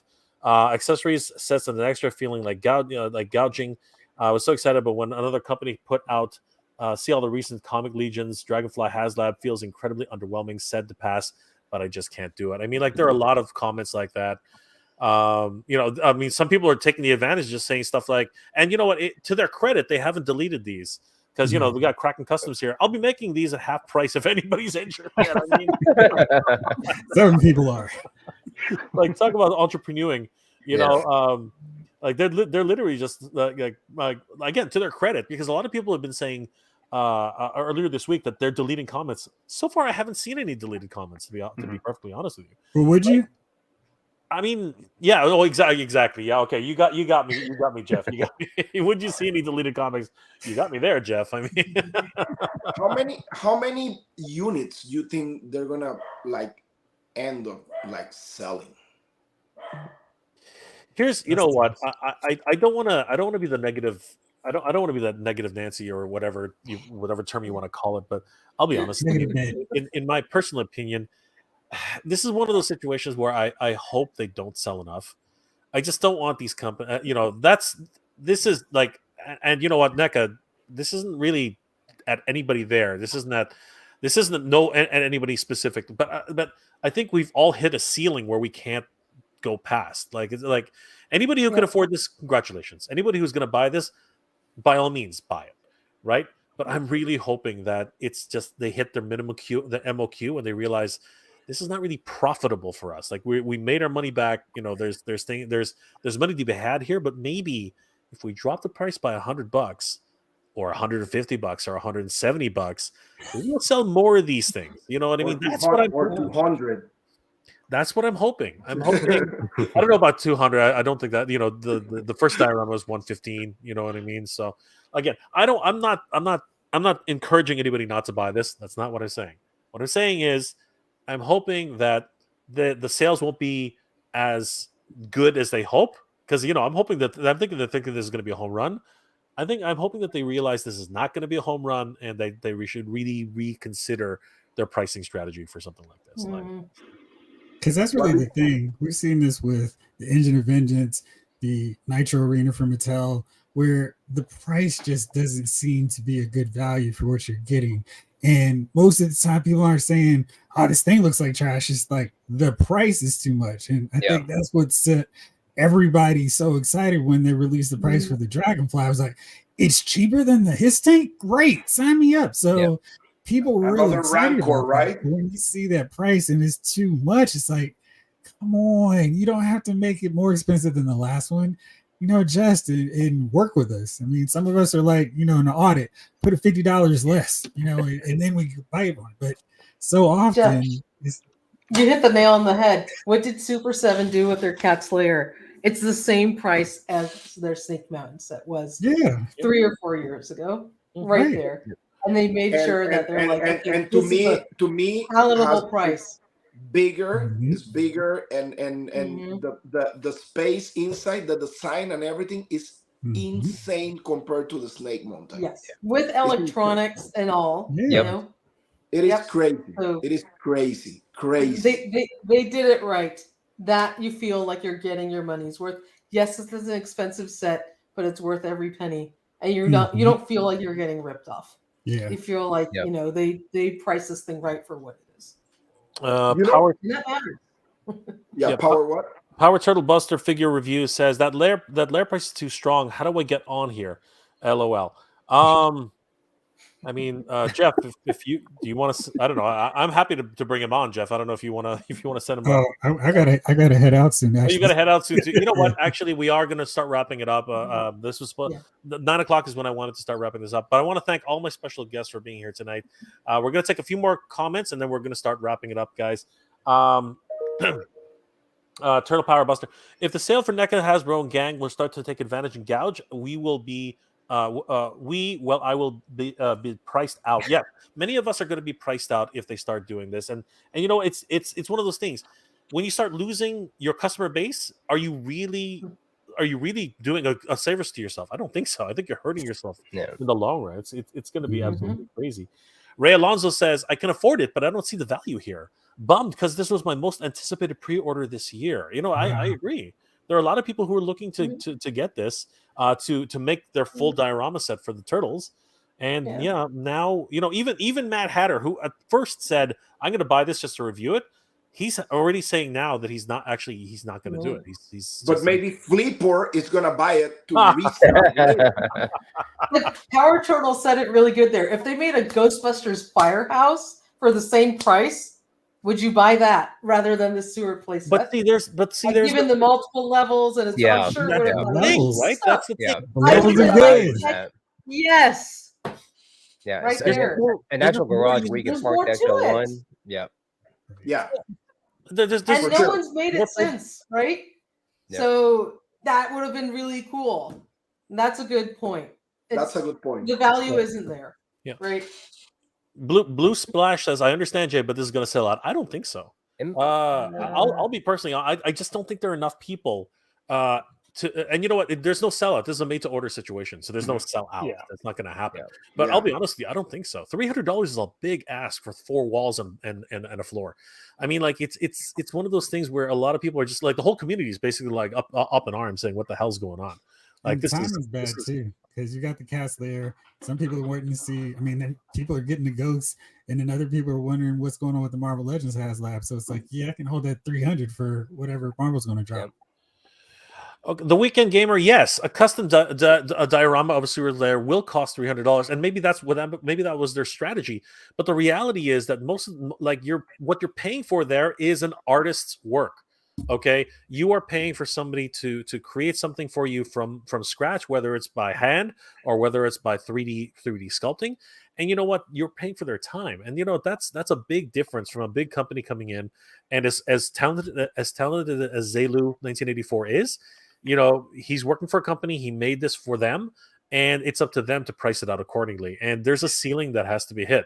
Some people like I featured a Cat's Lair that literally a month before the actual Cat's Lair was actually put out for solicitation, and the person who commissioned it told me how much he paid for it. Let's just say it's more expensive than the Cat's Lair. Let's just put it that way. But he's happy. He is very, very, very happy because it's going to be a one of a kind thing. No one else has it. That's basically what we're looking at here. All right, guys. So I think we're going to start wrapping it up. The toy community better not have FOMO for the sewer layer resist. I don't think there's. I'm not sure. Guys, you think there's going to be FOMO on this one? I'm not. Okay. I mean, maybe diehard Turtle fans, but I mean, Yeah. Regular collectibles, I don't think so. I agree. I can't say three. Like if there was more, if there was a ton of accessories with this thing, if it had more stuff, like I think that's really the problem here. For me, I just don't see enough. I just don't see enough added value here. That's if it had a freaking like what Carlos said, if it had the freaking street on top that I didn't have to cut up my box for. I mean, like I think that would be a big bonus. I mean, seriously. I mean, even if it had the street on top for $300, it's still too much money, but you'd feel a little better about it. Yeah, exactly. Yeah.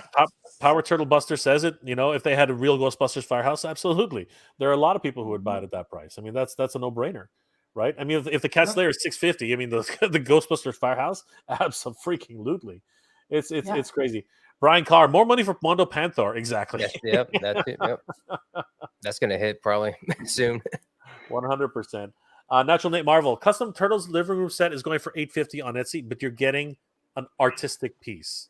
That's what you're paying for. You're not paying for a mass manufactured piece that everyone's going to get, right? Or at least would hope to get. You know what I mean? All right, and thank you, KNman00 for the $10 super chat. You're amazing, my friend. Are all you definitely not going to purchase the sewer layer? Okay, everybody around the horn. Actually, everybody together. No, I got to pass this time. No, we're not going to do it. No, there's no. Oh my God, Ray Alonso. How much would the NECA Technodrome cost? Everybody, how much would a Technodrome? Small car. I'd pay $300 for a Technodrome any day over $300 for 3 walls around a sewer playset. Have it open up. And just freaking down. But I think it would be much closer to a Cat's Lair, or way more than a Cat's Lair. It's gonna be like that size, pretty much. Yeah. Absolutely. McMurphy, he's gonna end it off for us. I like turtles. Great meme. Wonderful meme. Great to see you guys. Yeah, One Punch Man. Exactly. And One Punch Man. Thank you so much. Turtle sewer equals engines of failgence. Oh my God. Shots fired. Shots fired, everybody. Holy crap. SA says I pay $1,000 for a proper Technodrome. You know what, brother? I can see it. I can totally see that. Guys, I want to thank my very special guests, everybody here. Thank you so much for being here. It's been an absolute pleasure. Badass Reviews, Carlos, how can people reach you and what are you working on, my friend? Well, my friend, I'm on Instagram, The Badass Reviews, and also my YouTube channel, The Badass Reviews. I love to take photography, toy reviews, toy news, everything. So check it out, please. Absolutely. Toy Sorceress, what are you working on and how can people reach you? We are always bringing you all of the latest toy news on toyhabits.com. Make sure to check it out. Michael is going to be publishing an awesome in-hand review on Fangor coming out tomorrow morning. So be sure to check that out. And just stay tuned to our website every day because we're always bringing you all of the news that pops up and anything else that is exciting out there. Stay tuned to our Instagram channel and our community page on YouTube as well because we post on there every time we have a new article on our website. And Jay, it's been incredible being on your show. Thank you for having me as a guest and all the rest of the guests on today. You guys are incredible. It's been a lot of fun to have this very, very, very interesting conversation. I think one that needed to be had. Interesting conversation. I'll leave it at that. That's the best way to put it. I tried to do this. People are watching. People are watching. People are watching. Yes, John, what are you working on, my friend? How can people reach you? Just catch me on Instagram right now, Emerald Night Photos. Just working on doing some shots of the stuff I got from PowerCon, so I'll be posting that later in the week.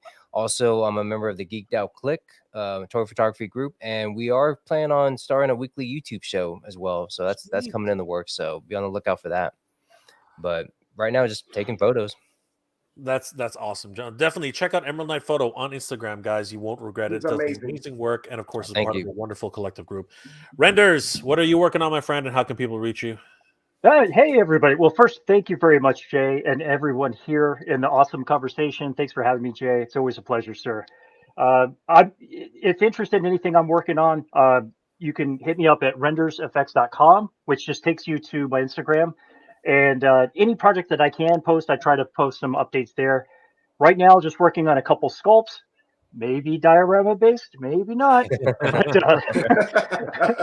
But, working like a statue for a commission project and a possible action figure or two, depending on how that lands. So just wrapping up work, of course, on the Flipboard projects. I'm very excited to work with Jay and Hatter, and of course, getting some guidance with Ramen Toy, of course, the wisdom shared there. So thank you again, everybody, for your time, and I really appreciate it. Thanks, Renders. Really appreciate it. And of course, guys, he's working on a diorama. So, guys, look forward to that. Jeff, my friend, what are you working on, and how can people reach you, my friend? Oh, so many episodes on the channel. Lyle's Favorite Files on YouTube. Do a live every Thursday at 8:05, and I'm in the process of going through all these clearance figures I picked up from Target over the last month. So you can check out those reviews on lylesmoviefiles.com. And as always, it's been a pleasure hanging out with you, Jay, and the rest. So much fun. Make sure to check out everybody's channels, follow them, like them, all that great stuff. Much appreciated, guys. I really, this has been an absolute pleasure. PowerCon just completely drained the life out of me. I'm so tired. It's been hard to get, but I love hanging out with all you guys. You guys are my family. You guys are my friends. This has been an amazing time catching up with you guys. So, guys, I will be doing a couple more live streams throughout the week, and of course, still posting up many more of those interviews. Posting up a lot of exclusive content for everybody who's on my Patreon page. You guys are already seeing some of the exclusive interviews, some of the things that happen behind the scenes. So I hope you guys enjoy that. Guys, I want to wish all you guys a very happy rest of the weekend, which is not much. It's only about a few hours away. Hey, can I say something before you sign off? Totally. Of course. Everybody out there, you have to like and hit the subscribe button, because Jay is only 300 subscribers away from hitting 15,000. So if you haven't subscribed to Jay's channel, do it now, because we want to get you up to 15K subs, my friend. So I had to say that before we logged And then off. we have a celebration. Wow. Yes. You know what? We're gonna have to celebrate when you hit 15,000. That is an incredible milestone. I'll only accept that endorsement if everybody joins me for the 15,000 celebration that we will have. According to I'll be there. I'll be there. there. We're going to celebrate. Absolutely. Because I'll say it right now. I was going to plan on doing this anyways. I will be giving away a ton of crap on the 15,000, as I always do. So you guys have to be here when that happens. And of course, everybody here is going to be there. It's going to be a blast. We're going to have a lot of fun. Thank you, Toy Stars. Thank you, everybody. Thank you, Jeff, Carlos, John, so much, and of course, Renders. Thank you so much for that. Awesome. Guys, I hope you're all doing well, staying safe. And as always, everybody, thank you very much for watching. What the heck, Renders? Good journey, everybody. Geek proud.